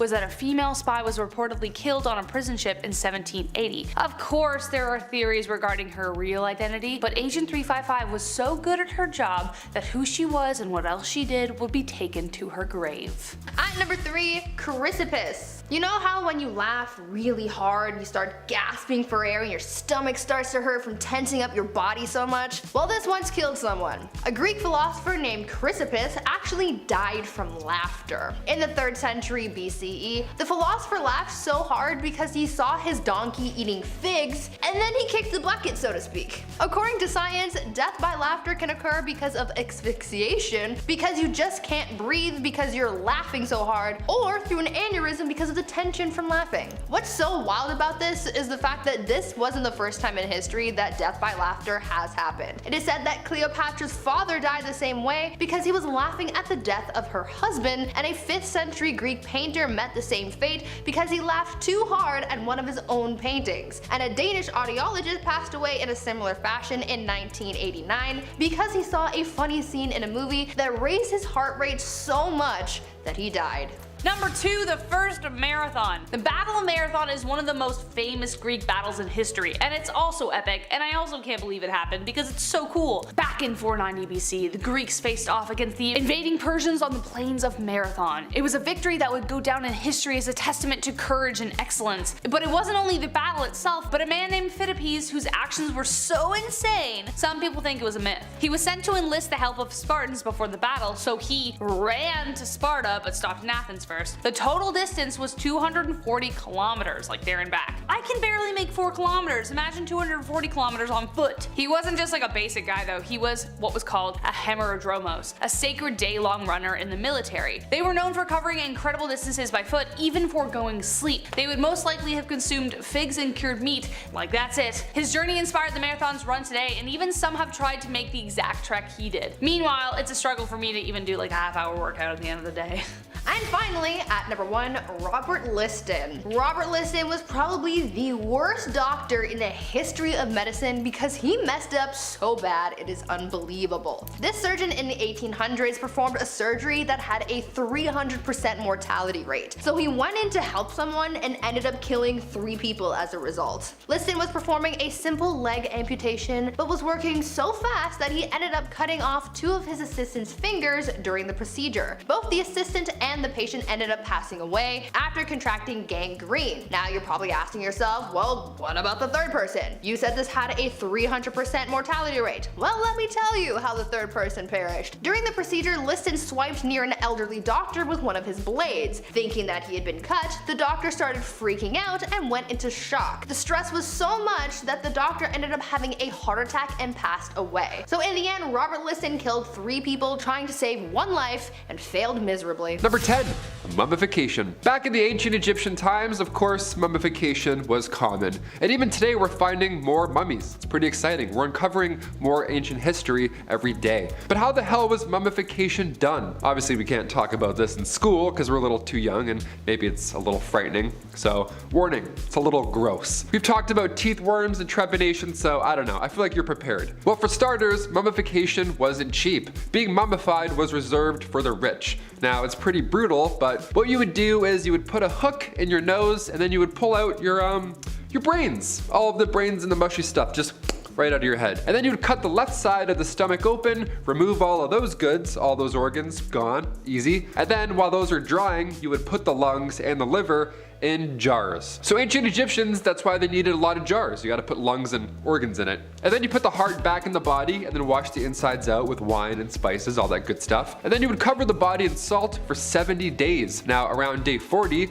you would stuff in some sand, and then come day 70, that's when you would wrap them finally in the mummy bandages. And then the sarcophagus finally awaits. Those jars of organs were also stored in the burial chamber. So if you watch The Mummy and they're, making somebody a mummy and they're like moving around, no, it wasn't like that at all. It took 70 days. It was a long, exhausting process. Number 9, first open heart surgery. Okay, going back to ancient Egyptians, why not? We're on a little track here. So they would clean the entire body out and then they would put the heart back in. Now, of course, they weren't alive during any of this, obviously. But when was the first ever open heart surgery? When did the impossible become a reality after this? Well, the first successful open heart surgery after mummification went down in Chicago in 1893. The patient was a man named James Cornish. He got a knife wound to the chest during a brawl. The surgeon, Dr. Daniel Hale Williams, who by the way used to be a shoemaker's assistant, he saved this man. This is how he did it. In the city's first interracial hospital too, might I add, there weren't many textbooks on this type of operations at the time, so the odds of survival here were low. In fact, there weren't any odds at all, being the first. At this point in time, there were no x-rays, no antibiotics, no anesthesia, and also no problem. Apparently, using just a scalpel, Dr. Williams cut through his chest, weaved through nerves, muscles, ribs, you name it, until eventually he closed a severed artery near the heart. Now, Cornish survived, and come 1894, Williams was promoted, obviously, to chief surgeon at the Freedmen's Hospital in Washington, D.C. Yeah, I didn't remember hearing those details in school. Probably would have fainted at my desk. Number 8, Bridget Bishop. Okay, getting some witchy nonsense for this one. Back in 1692, 500 people lost their lives due to smallpox. This happened after Europeans brought the disease to North America, and in result, you would get covered in these sores, these pimple-like bubbles. It was really uncomfortable. So rather than recognize the situation as symptoms from a disease, the people of Salem at first thought, oh, they're probably cursed, they're probably witches, hence why they're acting odd. The small Massachusetts village began this wave of hysteria with 2 young women, Betty Paris and Abigail Williams. They started to show signs of the disease. They were convulsing, acting strange, talking nonsense. Obviously, they were extremely ill. And so the village doctor, William Greggs, just said, I think they're bewitched. There's a couple of witches in our presence. And then other villagers slowly started to show similar symptoms because, science, that's how it works. But at the time, they believed Bridget was the first ever witch, and she was just cursing everybody around her. It was kind of the reason they kicked off the entire Salem witch hunt. It was all because of Bridget Bishop. Over the next few months, around 150 more folks were all convicted, all meeting their similar fate on Gallows Hill. Maybe it was Bridget Bishop, or maybe it was just rye disease. It's now referred to as St. Anthony's fire. You convulse, you experience delusions. Feels like bugs are under your skin. It's horrible. But these doctors didn't know that back then. Everybody just thought they were all cursed, that they were witches. No, they were not cursed. They just needed help. Oddly enough, in May 1693, just 1 year later, the Salem witch trials abruptly stopped. Did the town of Salem run out of witches, or did they run out of contaminated rye bread? I vote the latter. Me personally. Number 7, Malin Mat's daughter. Okay, sometimes in history, humans can be found guilty of practicing witchcraft. This is wild. This was like, Imagine that today. I've mentioned Giles Corey on this list before. He's a brave soul. But we also have to mention Malin Mat's daughter. She doesn't get the light as much as Giles does. It's one thing for a town to turn against you and call you a witch, but imagine family. That's exactly what happened to Malin Mat's daughter. She was a Swedish widow, and her own daughter told everybody that she was a witch. She was the last victim of the Great Swedish Witch Hunt in 1676, also known as the Great Noise. Malin goes down in history because 1, it was thankfully one of the last. But 2, she never admitted. Yeah, she didn't cry out in pain. She didn't beg for forgiveness. She said all this witchy nonsense was hogwash, and she stood by it too. What an OG. She was a champ. She was a badass. Her daughter was actually later found guilty of perjury, so later she met a similar fate. Know what I'm saying? What goes around comes around, like a witch flying on a broom in circles. Number 6, wedding season. Okay, we'll brighten the mood up a little bit. We'll start going this way in ancient history. Maybe you fantasized about your own big day, right? Maybe it's a beach wedding, maybe it's a themed wedding like a winter wonderland, maybe it's a nice ice palace. It's always fun, I guess. I'm Canadian, so I'm like, no, definitely, but I hear ya. It's your big day, okay? Get creative. They say the best month to get married is June. And again, from a Canadian point of view, I can absolutely agree. In ancient Roman times, however, getting married in June was a must. See, June was the month of the god Juno. know. And they protect women and life when it comes to marriage and childbirth. So if it's between that and Halloween, obviously we're gonna go with June, right? Better omens over here for sure. Another myth is that bathing was rarely done back then. So when majority of the population washed up at the end of May or the beginning of June, everybody smelt nice, right? Everyone felt good and they wanted to celebrate. So why not have weddings in this month as well, right after we have a little bubble bath or two. That's a myth, but I can also see it checking out. It does make sense. A June wedding in ancient Roman days was also done so that after a spring birth, the mother can hop back into action and help with that summer's harvest. Yeah, maternity leave? Never heard of it, sorry. Welcome to ancient history. It's the worst. Number 5, Sir Adrian Cotton de Walt. Love that name.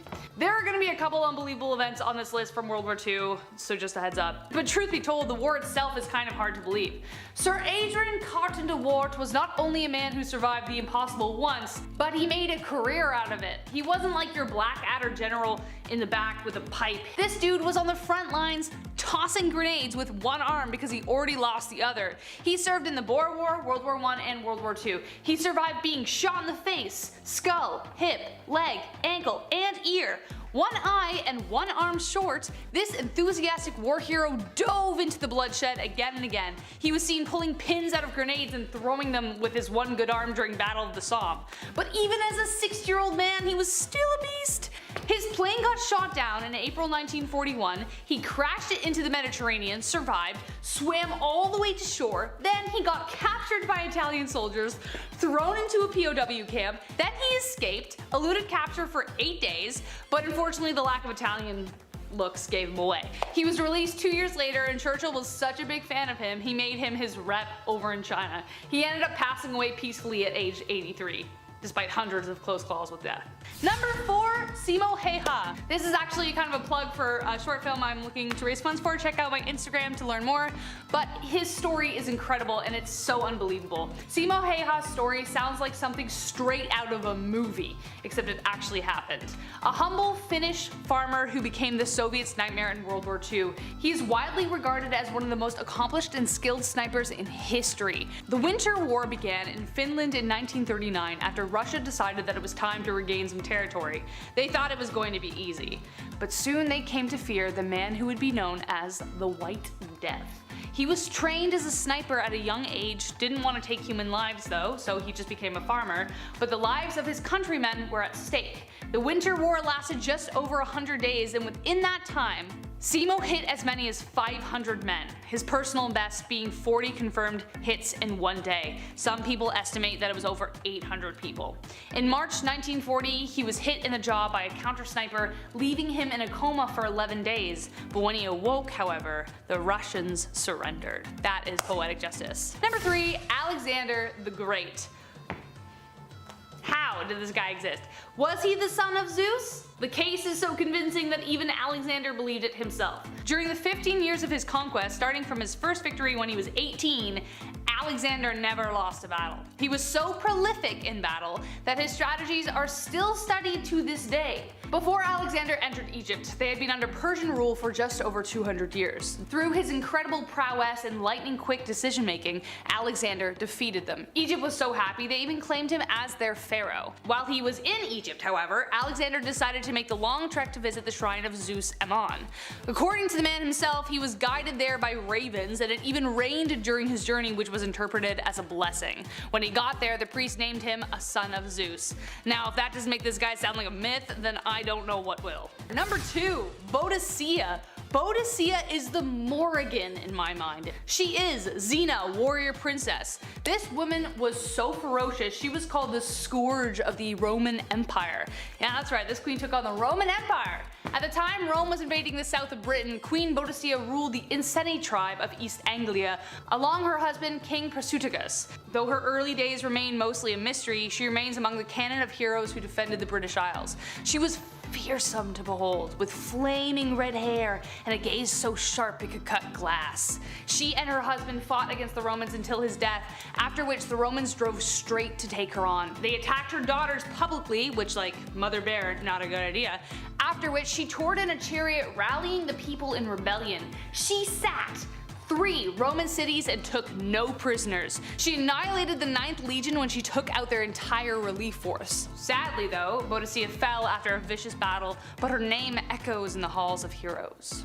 And last but not least, Richard, Saladin, and the Third Crusade. Just the Crusades in general are just unbelievable. Never in history have 2 rulers been so equally matched. Currently I'm reading Warriors of God, Richard the Lionheart and Saladin and the Third Crusade by James Reston, and the fact that everything I've read so far isn't just the next Game of Thrones novel astounds me. These 2 never met because Saladin believed that kings should not go to war if they had met, but because they were fighting over the Holy Land, war was kind of inevitable. But while Saladin did not engage in warfare, Richard dove right in the middle of everything. They both had such incredible admiration for each other that in the middle of battles, they would send each other gifts. I don't understand. You killed my men. You killed my men. Here's a fruit basket. Literally happened. And another example, during the Battle of Jaffa, Richard's horse ended up being killed, and Saladin was so impressed with him that he sent him 2 new ones. 2! On top of that, Richard had taken off half of his armor before he had leapt ashore to fight. So he was basically half naked. Eventually Saladin tried to have him assassinated, but Richard was so ferocious in battle that everyone feared him. The dude was pretty much a human bulldozer. The 2 assassins ended up waking up the camp because they were fighting about who should take the guy out. Number 10, Unsinkable Sam. Have you ever had a cat kind of look you up and down expecting something? Like that, you know? Everyone has. Why? Because cats are better than you. They were worshipped in Egypt for a reason. Cats can survive on the streets for days and then come back for cuddles when they want to. The tale of Unsinkable Sam is just another reason why cats are just ridiculous. Unsinkable Sam was the nickname for a cat who survived several shipwrecks during World War II. He started out on a German warship called the Bismarck that he snuck aboard. That blew up along with 2,200 men on board, but remarkably, this cat was found by the HMS Cossack on a plank of wood. So the Brits took him and then their ship was attacked. Well, Sam had to figure things out once again, and this time the HMS Ark Royale found him chilling once again on some debris. Finally, he earned the name of Unsinkable Sam. But it wasn't over for this little dude, as a few months after that, the Royale was torpedoed and Sam was saved again by the HMS Legion and by his sheer badassery. Finally, they brought him ashore. Poor guy. And this seafaring adventurer retired to land and later died in 1955. I don't know how well he recovered. Check out this picture. Number 9. Interrogations. Hans Scharf was living in South Africa with his family, but when he was visiting Germany, that's when the war broke out. He was drafted, but his wife convinced a general to not put him at the front lines, but instead with the interpreters. After a handful of pleasant mistakes and wild coincidences, Hans became the lead interrogator for the Allied pilots felled in France and Germany. His methods, though, changed history. In a good way. When he was younger, he witnessed a prisoner get abused, so from that day on, he vowed to never do the same. So his interrogation methods revolved around using kindness and friendly banter. His method had been studied since, and it works even better, of course. This way, whoever's on the other side, they leak more information, and nobody has to break any fingers. Once the war was over, Scharf testified against Germans, moved to the States, and began a new career as a mosaic artist. His work is currently on display right now in Cinderella's castle at Disney World, so if you want to take a good look, go and buy a $90 ticket and look. Number 8. The Limping Lady. Her name, Virginia Hall. Her mission, to take down the Third Reich. Athletic, sharp, and funny, fluent in German, Italian, French, and a little Russian, Hall had all the makings to be a perfect spy. Born in Baltimore, Maryland to a wealthy family, she had no limits on where she would go, except for this. She applied to the US Foreign Service twice, and was denied both times, firstly because she was a woman, and the second time because she was a woman and a cripple. She had accidentally mangled her left foot and had replaced it with a wooden prosthetic, hence the later name, the Limping Lady. She moved to Paris, and one night at a cocktail bar she was rallying against the evil German leader when a woman handed her a card. The woman was none other than Vera Atkins, a British spy master believed to be Ian Fleming's inspiration for Miss Moneypenny and James Bond. Throughout the war, Hall was dubbed the most dangerous spy on the Allied force by the Germans. They hated her. Through guerrilla tactics, expert stealth communication, and disguise, she quickly became a legend. After the war, Hall was awarded the Distinguished Service Cross, one of the highest US military honors for bravery in combat. Take that, Secret Service! Number 7, Operation Gunnerside. This next one should be a movie. It's already a movie? Damn it. Okay, back in 1943, the Germans were up to some things. We can't say certain words because of YouTube's stuff, but you get me, they were busy. In the early 40s, Germany took over a factory in Telemark so they could make plutonium. Originally, the Allies sent 30 British Army officers, but they couldn't make it due to weather conditions. So next, they sent 11 Norwegians with skis. That's apparently all it takes to sabotage the plant. This is amazing, okay. The Norwegians snuck down a 660-foot ice gorge, snuck in, laid a bunch of explosives, waited for their hostage to find his glasses. He was a Norwegian caretaker. They let him go afterwards. 0 casualties in this entire mission, by the way.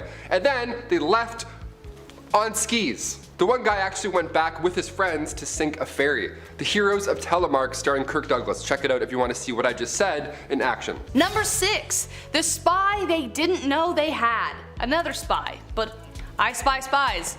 Not only did this dude fake his death for over 30 years, he was one of Britain's most crucial spies. He was so good, they didn't even know he was working for them. He was a veteran of the Spanish Civil War and loathed totalitarianism. He wanted to take dollar store Charlie Chaplin down. At the beginning of the war, Juan Pujol Garcia approached the British government about working as a spy against Germany for them, but he was rejected because he didn't have the credentials. So he just went ahead and did it anyway. On a flight from Madrid, he met some German officers and offered his services to spy against the British. They thought he lived in England, but the entire time he was just living in Spain feeding them false information. He just pulled info from encyclopedias and advertisements to make them seem more legit, and he made mistakes like saying the Scots loved wine and the Germans still believed him. Exactly, Scots loving wine? No way. He invented over 27 informants and spies that he received information from, therefore making him kind of invaluable. He eventually approached Britain, again, to apply for the job he was already doing. They of course hired him and were like, dude, what? What? Okay, sure. Garcia also played a key role in D-Day by telling the Germans the plan was fake, causing them to be unprepared for the day. After the war, he faked his own death until he was tracked down in the 1980s by a writer who was interested in telling his story and was like, I don't think this guy's dead, and then went off and found him. That also should be a movie. Number 5, keel hauling. Not to be confused with Kegels, keel hauling was reserved for the worst of the worst at sea. This was used by pirates for sailors who disobeyed orders and all that jazz. The victim would be suspended by a rope with rocks or weights around their ankles, then they're lowered to the keel of the ship where all the sharp barnacles live. After so long, these ships are so old, it's just piled on, layers and layers of barnacles. Then they would get dragged all along them with the water and everything. Water plus pain, it's a lot, it's a deadly combination. Anything to do with barnacles in the sea, no chance. I'll literally tell you anything, Blackbeard. Anything. Number 4, solitary confinement. This is a kind of punishment that still exists in our modern society, but it can truly be one of the worst punishments out there because of the type of psychological distress that it causes. We were all just in a pandemic for so long. We got so bored and we had Netflix and iPads and whatevers. I can't even imagine this back in the day. Basically, it's a prisoner living in a single cell with little to no contact with anybody else. Not even a guard or anything rattling keys like in the old times. It was just nothing. No one would even check on them. There are many stories about people being locked up for so long they forget about their families, and some people have gone away to solitary confinement for so long that once they're out, they just forget how to speak, really. They forget how to be a human and interact in the real world. Solitary confinement and the negative effects that it has on a person is becoming a wider topic of conversation because of the effects on a person's mental well-being, and it's a topic for a lot of human rights organizations. Back in medieval times, solitary confinement was literally just a room made of stones. It was pitch black, freezing cold, you were tucked away below some janky castle, and most of the time you weren't really alone. In the dark, nibbling away at your little piggies were, number 3, rats. Another Game of Thrones classic. If you're a rat person, I know there's a lot of people who do tricks with their pet rat.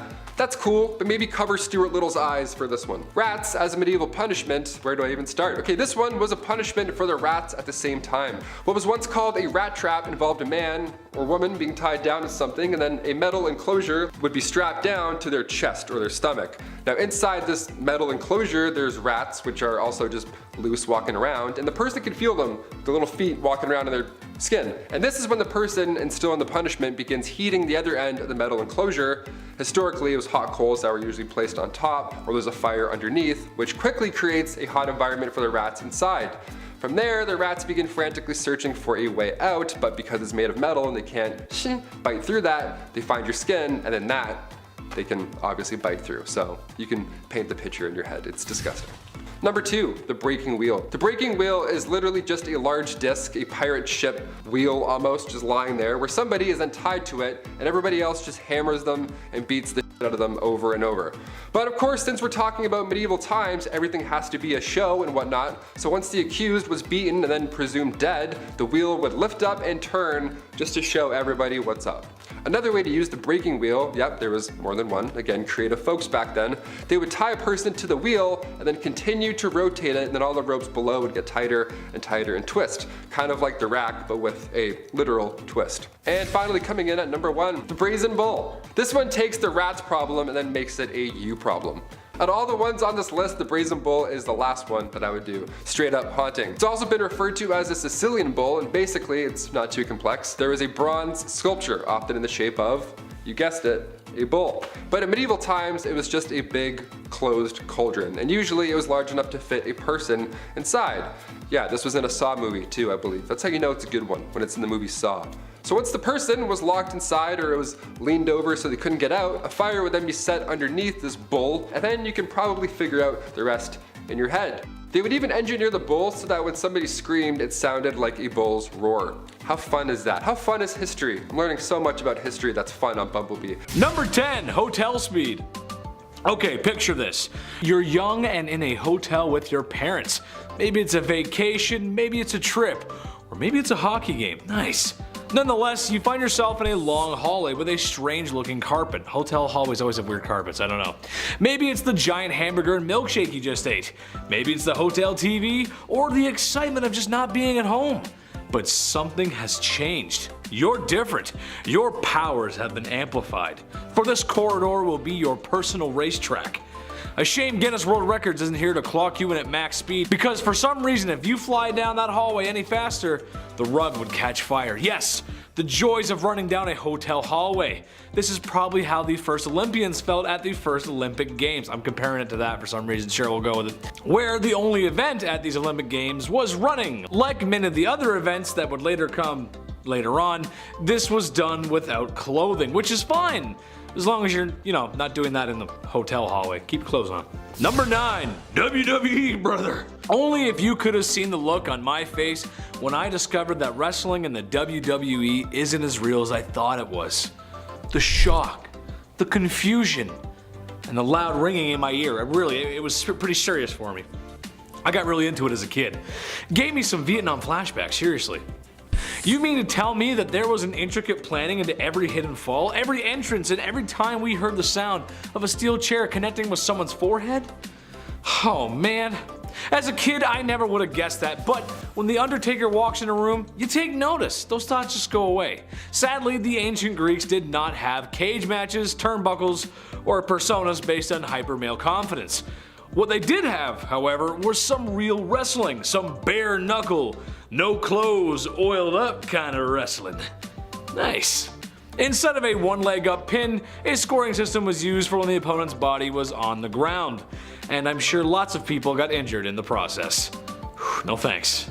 I'll stick to the cage matches. Number 8, pancration. Here's another story for you. It might seem kind of silly, but growing up, I got to witness the birth of a mainstream sport. The UFC got its start in the early 90s, but blew up in the mid-2000s.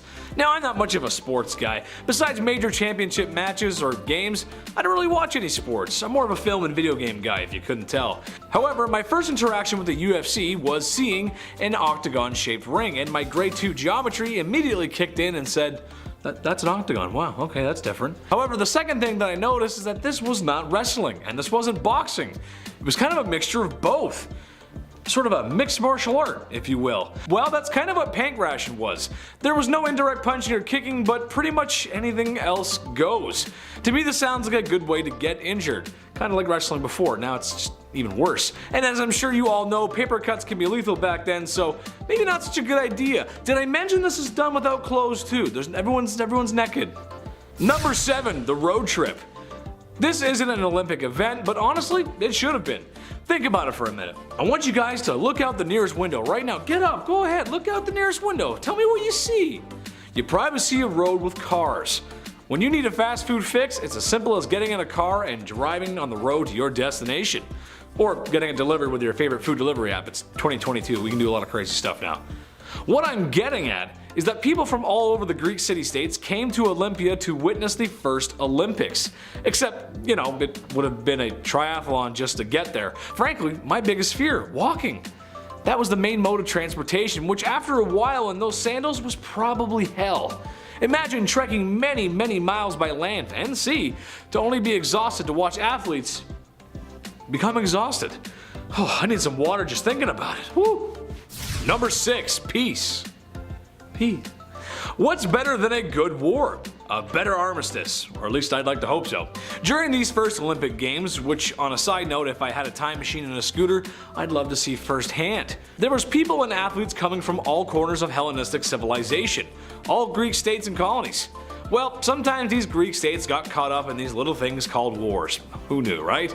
But when the Olympics were on, a truce was called. Messengers were dispatched to announce the truce, which gave all the people traveling on their long treks safe passage. I also find it somewhat amusing that they did this all for one day. That's right, the events only lasted one day. Some folks did days of traveling only to have it all be over in 24 hours. The opening ceremony couldn't have taken that long either, so I feel like it's kind of a waste of time. Only if we got some of that peace right now. Russia is looking at Ukraine a certain kind of way, just waiting to act up. Bad Russia. Stay in your corner. Number 5, Shroud of Turin. They say art is subjective, but what does the Shroud of Turin really show us here? Is it JC? Is it Jesus Christ himself? Many believe the cloth shows an image of Jesus when he was crucified, and once you see it, it's hard to argue otherwise, hard to get out of your mind. Radiocarbon tests do date the cloth back to around 1260, and recent studies suggest that shroud was used in medieval church plays that would depict this exact scene, the resurrection of one Jesus Christ. What do you think? Accurate representation or another case of face pareidolia? Face pareidolia is when you see Jesus and things. I got our producer Chris. I see Jesus every day right there. A little bit more Jack than Jesus, but you know, same image, more or less. Number 4, summer is cancelled. Back in 2013, scientists discovered a volcano on Lombok Island in Indonesia that went off sometime around May into October 1257. And scientists all agree that this eruption was the largest blast that the Earth had seen in 7,000 years. So it was quite a spectacle, a horrible spectacle. If that. Cut to the next year, 1258, the following cold temperatures ruined crops and brought famine to pretty much all of Europe. Cattle were all dying off quickly, it was far too cold for them to even stand a chance, and it's estimated that London saw 15,000 deaths that year alone. Experts believe that this volcanic eruption was a factor in the Little Ice Age that changed global temperatures from the 14th to 19th century. That's like if Yellowstone went off tomorrow. It would be a really bad time, and then afterwards would be almost worse, if anything. No resorts for a while, I think. Definitely not. Number 3, the Great Famine. The medieval adjective game, back again with the Great Famine. Awesome, another great. All of Northern Europe suffered the Great Famine in 1315, so only like 60 years after that volcano went off. I mean, like, what luck is that? What a terrible time to be alive. 1315 to 1317, 2 years of famine, countless lives were lost, and of course, with people losing hope, crime rate shot up to an extreme level. Can't even describe some of the things that were recorded, but my god, people were horribly insane. The Great Famine brought unrest in peasants, but it also disturbed members of nobility. It's always nice when that happens, right? It's not all of us suffering. Some of these noble purple lords up here are also starving. Cool, we're even. They were set back, and in turn, they gave up the oath of chivalry. Now talk about the Dark Ages. They're like, you know what? No. Number 2, Plague Bear. Busboys, but for bodies. Let's do it. My god, this one's really dark. The hot summer of July 1665, right before London saw that great fire. What to do with all of these poor souls who have been hit by the plague? Now, bodies at this point were literally starting to pile up. So we need a new profession, somebody that deals specifically with these horribly infected bodies. Any volunteers? Show of hands. Yep, we got one. Like a plague bear, for example. There we go, just what we need. A plague bear has your back and your front and all of your infected places. Church wardens would organize burials. This was a normal thing back in the 1600s, but when the plague hit, they had to change things up. If somebody had the plague, well, these plague bearers, these brave souls, they would step up. They were the ones responsible for transporting all these bodies far, far away. And then they would bury them, right? Just way over there. Great idea. Honestly, the further the better. Couldn't agree more. A church would house these plagued souls away from society. Now, it sounds sad, but this was the best call, all things considered. So no, you weren't visiting any of your deceased loved ones anytime soon. And finally, number 1, medieval punishment cleaner. This one really sucks. Best for last. Here we go. Back in medieval times, many executions were public. The town would come out, watch a hanging or two, and then grab some bread and then head home. They're like, hey, classic Sunday. This was normal back in medieval days. Medieval punishments were like an event, but like modern events, somebody has to stick around and clean the place up. One of the earliest documented executioners goes back to 1202. He was the OG headsman. His name was Nicholas Johann, and their nickname was the Justice. The Justice. Are you kidding me? My palms are already sweating. Are you sure it wasn't the Mountain? My God. Afterwards, this position spread through many capitals and large towns of Western Europe, and with them came the execution cleaners. Yeah, just a squeegee and a spray bottle. They're like, hey, which table, boss? Let's do this. Over his 36 years of ruling, King Henry VIII executed roughly 57,000 people. Yeah, welcome to the Middle Ages. Hope you like mopping. You're gonna be doing it a lot. Like a lot. Number 10. John Mack. In the early 90s, a Pulitzer Prize winning psychologist named Dr. John E. Mack made the jump from diagnosing ordinary psychological conditions to researching apparent alien abductees and their stories and experiences surrounding UFOs. Yep, Google it up. It's actually terrifying and very real. Apparently, cases studied by Mack and abductions sometimes get involved with hypnosis. This guy was a tenured professor since the 50s at Harvard.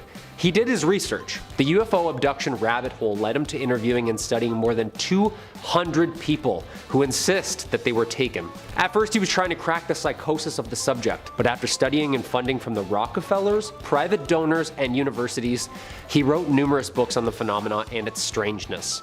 Again, tenured and Pulitzer Prize winner. He sadly passed in 2004 from a drunk driver. His life and death holds heavy conspiracy debate around it. Check it out. It's a little bit strange. Number 9, Sophia. We've seen her on Fallon, we've seen her on breakfast television. She still looks like a bad cyberpunk character, doesn't she? Sophia by Hanson Robotics, the most advanced human-like robot that we have. Well, actually, this is like their 12th one. This is the world's first robot citizen. Literally. Not only is she considered a citizen, she has a credit card and a seat in the UN. Like what? In 2016, Sophia premiered on the Jimmy Fallon Show playing rock, paper, scissors. Yeah, simple stuff. 2 years later, she's harmonizing with Jimmy live. Also, they didn't sing Mr. Roboto. Like, I just feel like that was a huge missed opportunity there. Like, where are the writers, dude? I've seen the Terminator and Ex Machina, and at the Web Summit presentation in 2018, Sophia and her brother Han glitched out on stage and had a terrifying, cryptic, non-coherent conversation, joking about ending the world. Yeah, it's horrifying. You gotta check it out. Dude, I feel like Furbies were their first try, and now they got these like Brat Dolls mini Sophias coming out soon. Like, where's this going? Number 8, Arthur Flowerdew. James Arthur Flowerdew was born in England in 1906.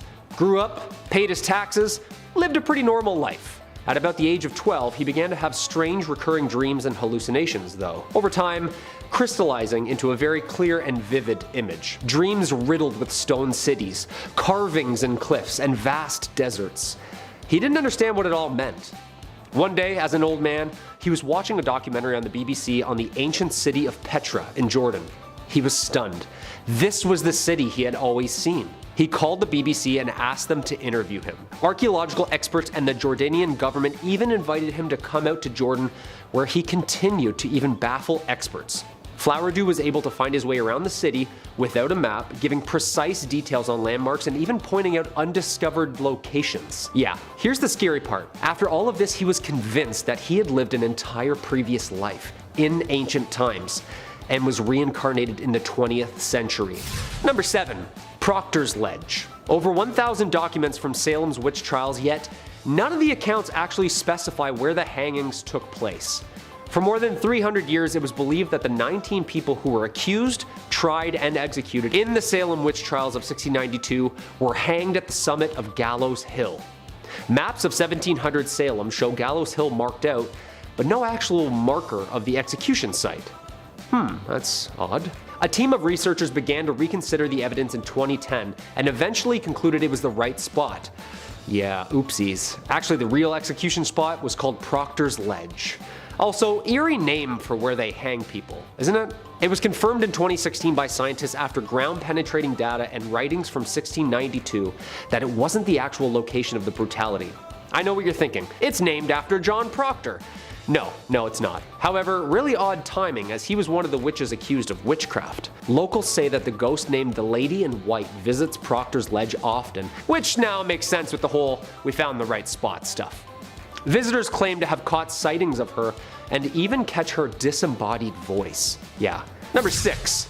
Props. Elmer McCurdy was an American outlaw, running with a small crew, banking and train robbing the Wild West until he was killed in a shootout with sheriffs after robbing a Katy train in Oklahoma in 1911. Famously known as the bandit who wouldn't give up, his mummified body was first put on display at an Oklahoma funeral home before being an amusement, traveling carnival show to carnival show during the 1920s right through the 1960s. After changing ownership several times, McCurdy's remains eventually wound up at the Pike Amusement Zone in Long Beach, California. His corpse was then used as a prop, but then discovered by a film crew on a set of The $6 Million Man. They were positively identified in 1976, and the following year, 1977, Elmer McCurdy's body was finally laid to rest at the Summit View Cemetery in Oklahoma. McCurdy's fingers were apparently so damaged that detectives couldn't even pull a fingerprint.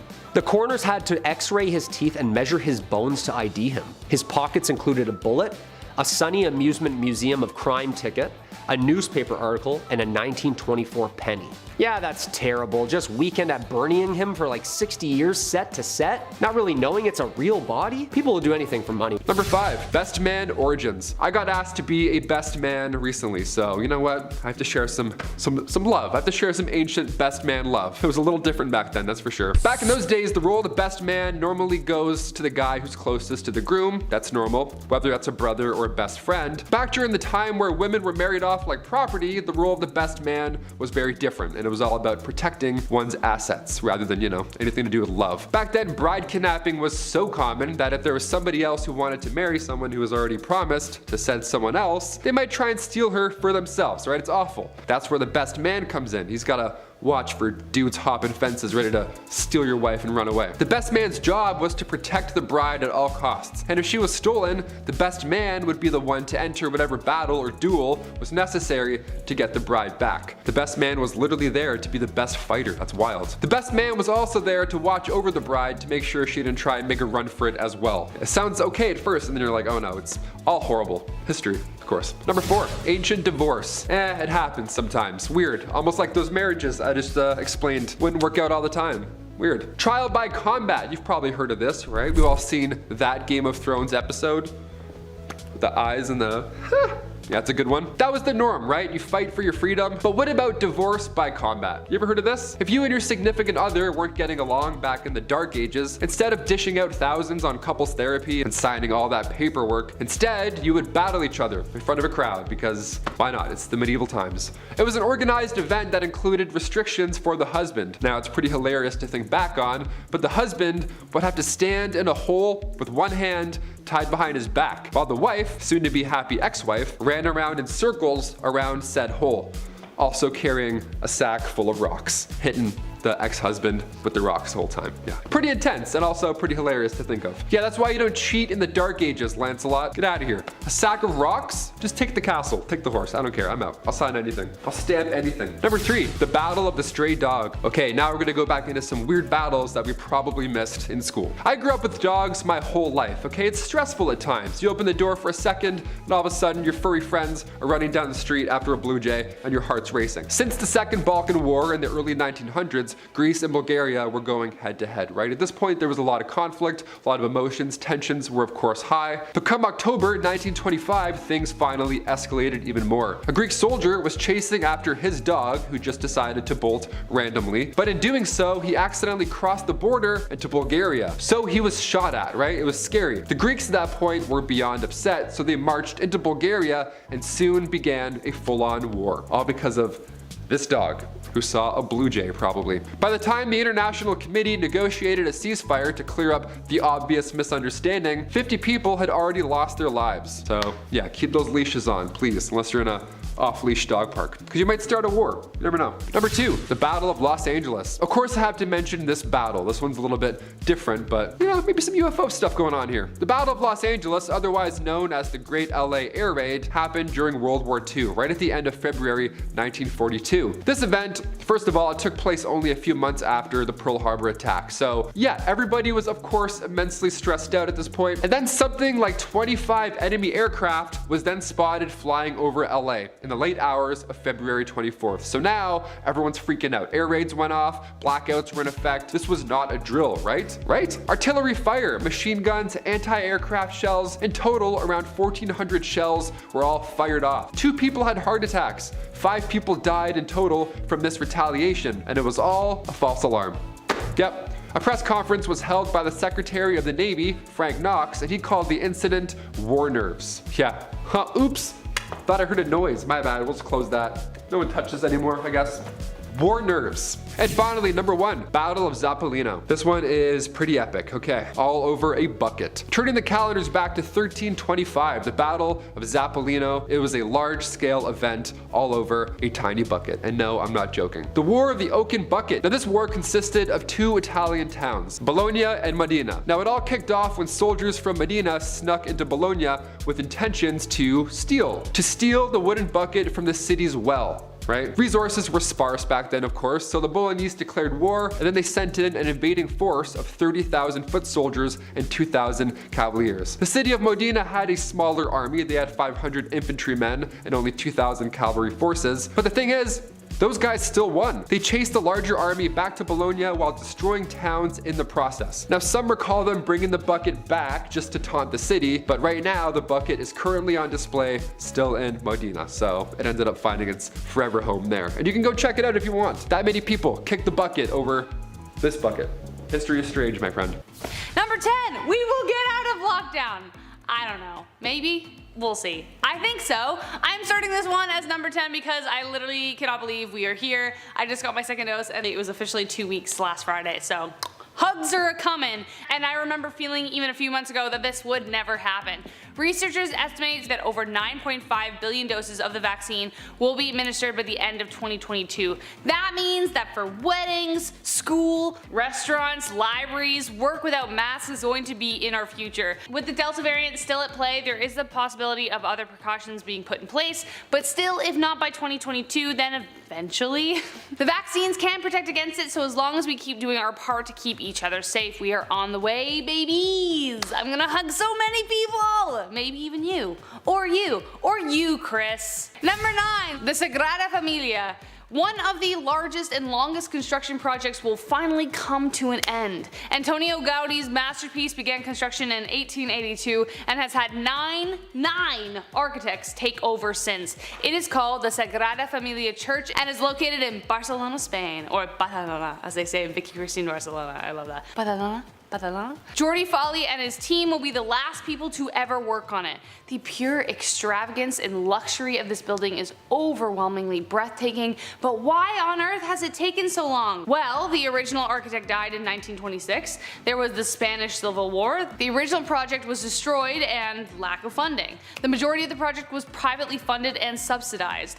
The designs that Gaudi laid down are also incredibly complex, with each layer and brick containing intricate details. He wanted to build the highest church in the world, and that it will be, with the central Jesus Tower reaching 172.5 meters. But finally, after 150 years of construction, the church will finally be complete in 2026. If everything goes well. You never know. As we found out in the last 2 years. You just never know. Number 8, the Triple Jovian Eclipse. Some really cool things have already happened these past few months, and there's plenty more to come, so don't you worry. The next Jovian eclipse is set to happen in 2032. What is that, you ask? Well, 3 of Jupiter's largest moons, Io, Ganymede, and Callisto, will align across the planet's surface like a couple of cool space polka dots. Yeah, we'll call them that. Jupiter has 16 moons in total, and the 3 mentioned are among the biggest in its orbit. The last time this happened was in 2004 and was caught on the Hubble Space Telescope by some miracle. The event happens so quickly, and this time scientists are hoping to capture the event in sharp detail, so stay tuned. Watch your Google. Number 7. We might live forever? I don't know.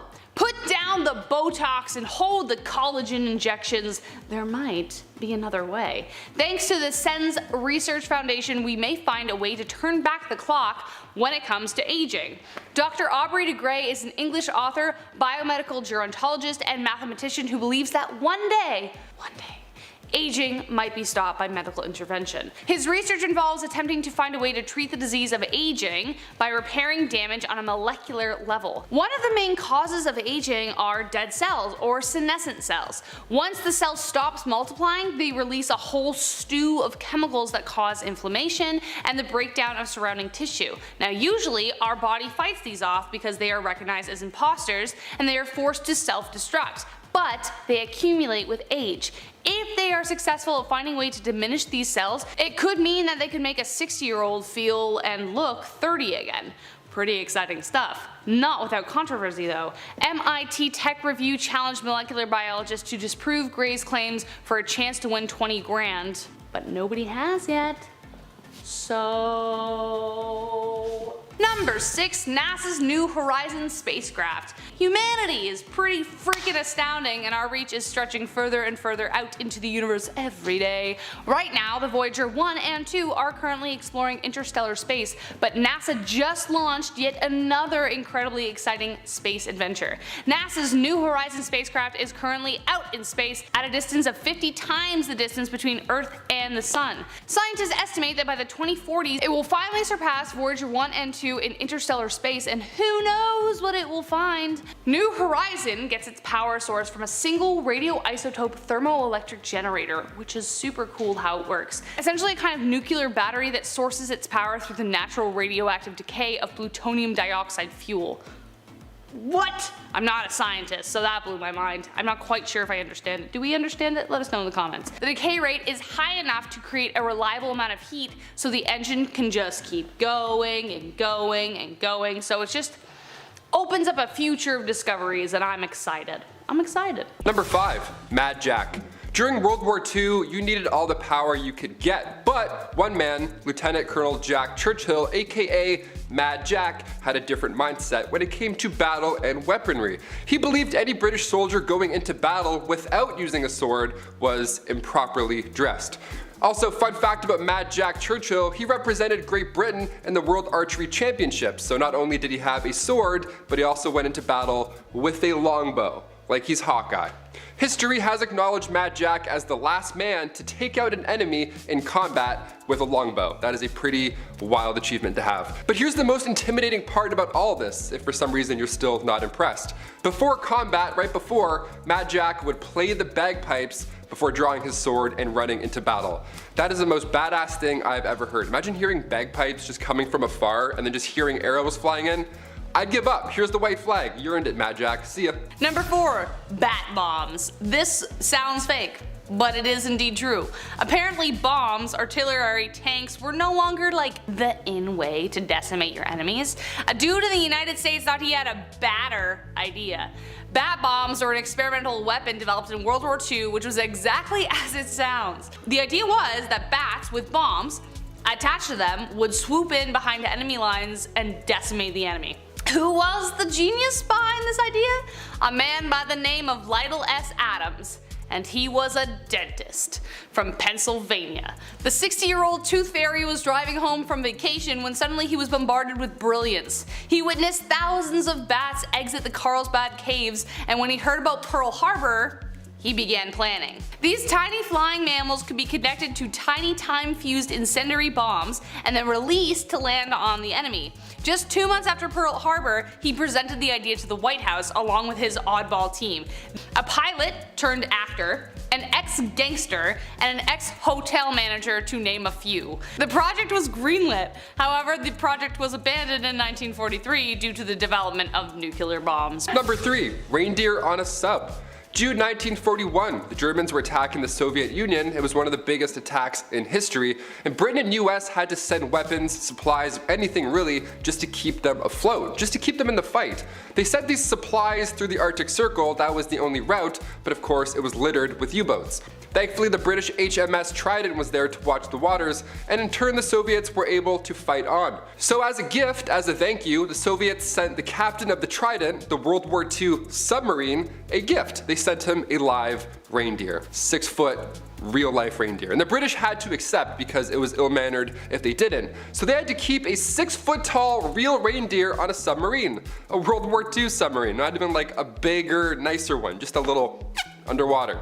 Her name was Pollyanna, and they brought her on board through a torpedo tube. She was a crew member for 6 weeks. She slept better than most as well. She actually shared a room in the captain's quarters.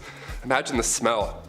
Finally, the Trident returned home to Britain, and our leading lady was donated to the Regent's Park Zoo. Alright, number 2, the big dump.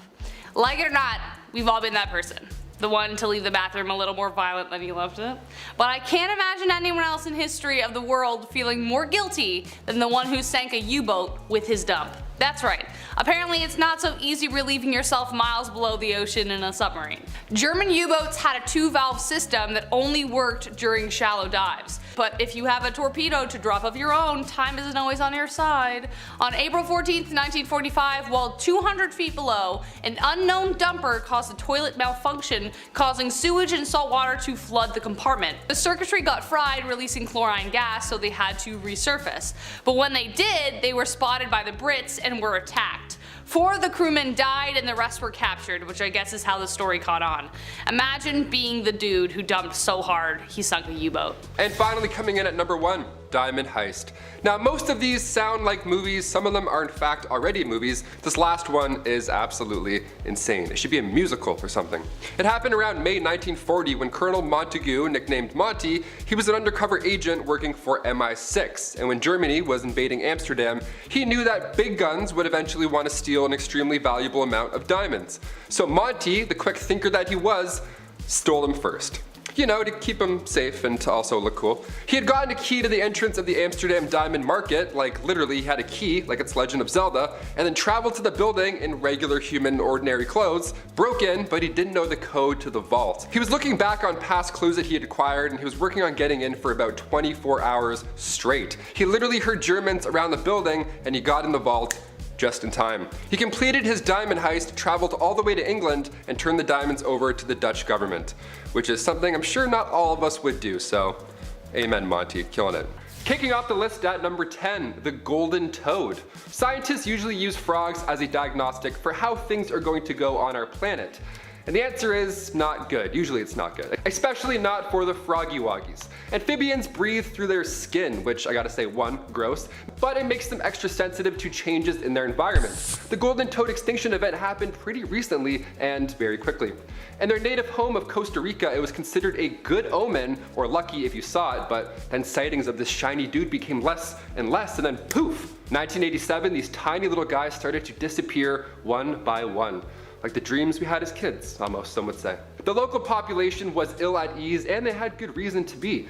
Alongside the golden toad, nearly half of all frogs and toads also started dying within a 30-kilometer range. And even stranger is that the area was free from human intervention, which led scientists to conclude that the cause was related to, you guessed it, climate change. As the temperatures rose, the frogs became more susceptible to the chytrid fungus, which decimated frog populations worldwide. And in 1989, the golden toad was the first species to become extinct as a direct result of climate change. Sad stuff. Rachel recommends reading The Sixth Extinction by Elizabeth Kolberg because, well, it's a good one, so check it out yourselves. Number 9, the Peanut Island tortoise. When the Mayans said the world was going to end in 2012, they may have just been onto something. We lost the last peanut giant tortoise back in 2012, and his name was Lonesome George. His name was Lonesome George. I'm gonna be the first to cry on this. And for decades before his passing, scientists were trying to get him to mate with females of a similar subspecies, but he just wasn't feeling it. To be fair, look at him. The guy looks exhausted. He looks like he needs 3 coffees before swiping right on mating apps. Lonesome George and his wrinkly necked friends. This is sad, Taylor.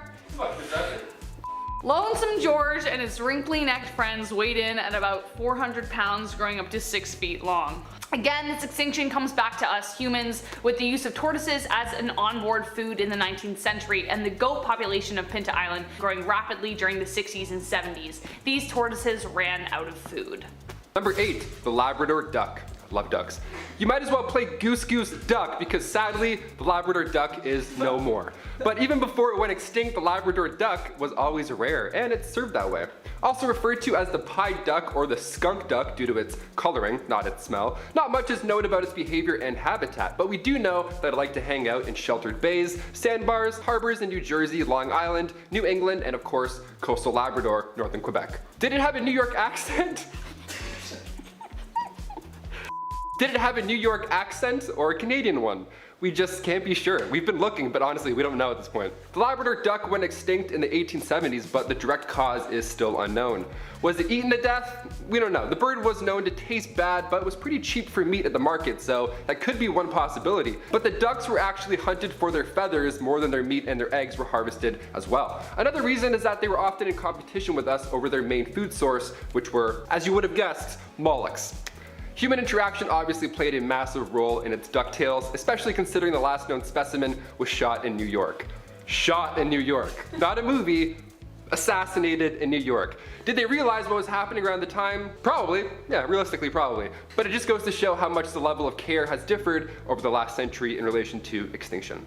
Number 7, the Great Auk. Its name makes you think this thing is the size of a moose or it's some type of ox, when in fact it's really just a cute, flightless seabird. Once belonging in colonies off North Atlantic coast, the Great Auk would grow up to 30 inches long and its tiny wings would only be used to swim, water wings. They were much smaller than 13 centimeters long. Little penguin flappy arm, no wonder they couldn't fly. They were cute but quite defenseless. Around the 1500s, European fishermen discovered this perfect area for hunting, and it just happened to be where most of these great auks were hanging out. Newfoundland looked like the iceberg in Club Penguin, so quite a few of them bit the bullet. By the 1950s, the last 2 known specimens were hunted by a fisherman on Eldey Island, just off the coast of Iceland. So if you need to pay your respects, that's where you need to head. Number 6, the stellar sea cow. Just like bumblebees are the whales of the insect world, they were the cows of the sea. Okay, I think I know about these cows. Hailing from the same order as the manatee, the stellar sea cow was a stellar sea animal until the very end. But they may return one day.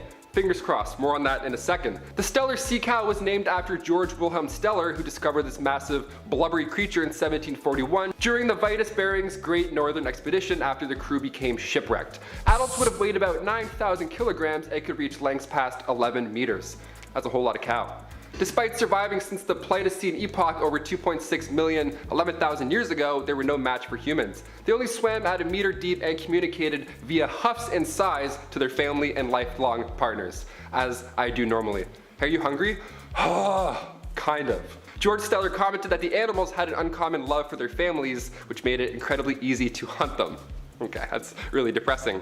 Leave it to humans to exploit love in order to kill. Classic Bruce Willis stuff. Considering the 1-year gestation period, the species just couldn't reproduce fast enough to keep up with the hunting, so they just died. But they may return. Scientists were able to sequence the genome, which can mean we could see these creatures again one day. Number 5, tanks. Okay, so after a few Olympics, people got tired of walking those many miles just to see some dudes run a mile. We need more events, said the Olympic organizers, but what? We have athletes running, what else is there? Okay, I hear you. What if we get athletes to run, but with full military armor and gear on? Yeah, that's right. There was another race where athletes would wield the armor of the Greek soldiers and race. I can imagine that there was a clunking noise, or at least a lot of it, and also how difficult it must be to run in bronze armor. I'm gonna let you guys in on a little secret. Come a little closer. A little closer. A little closer. Whoa, too close. Bronze armor isn't good for chafing. Cause let me tell you something, hot Mediterranean sun, not a lot of water, and running in hot metal attire? Someone's gonna have to come over and put baby powder on my bum bum. Number 4, the classic. I don't know why, but when I think of ancient Greeks, I think of grapes on the vine, marble, chariots, and the movie 300. It's kind of hard to forget those spray-on abs. Although someone could put them on me, kind of nice. Equestrian events were another event of the ancient Greek Olympics, and I have something nice to say about something for once. While every other event was dominated by males because, well, only males were allowed to compete of course, the equestrian events allowed women. Nice! And naturally, ladies, when someone points the spotlight on you, you shine. A notable winner of the event was Sinisica, a Spartan princess and athlete who was an excellent horse breeder. I guess that's a nice thing to be remembered by. According to some records, 2 monuments were built in honor of her victory. I rode a horse once.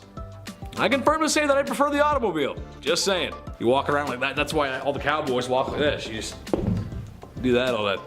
Number 3, the long jump.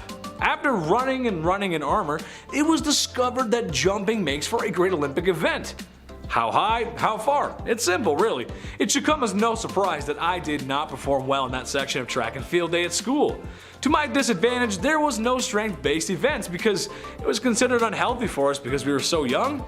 Yeah, I wasn't sure about that. My counter to that argument would be, why are you making tubby kids run the 1500 meter? That's liable to have the kid with asthma writing his math test in the hospital bed later. I'd probably be joining him.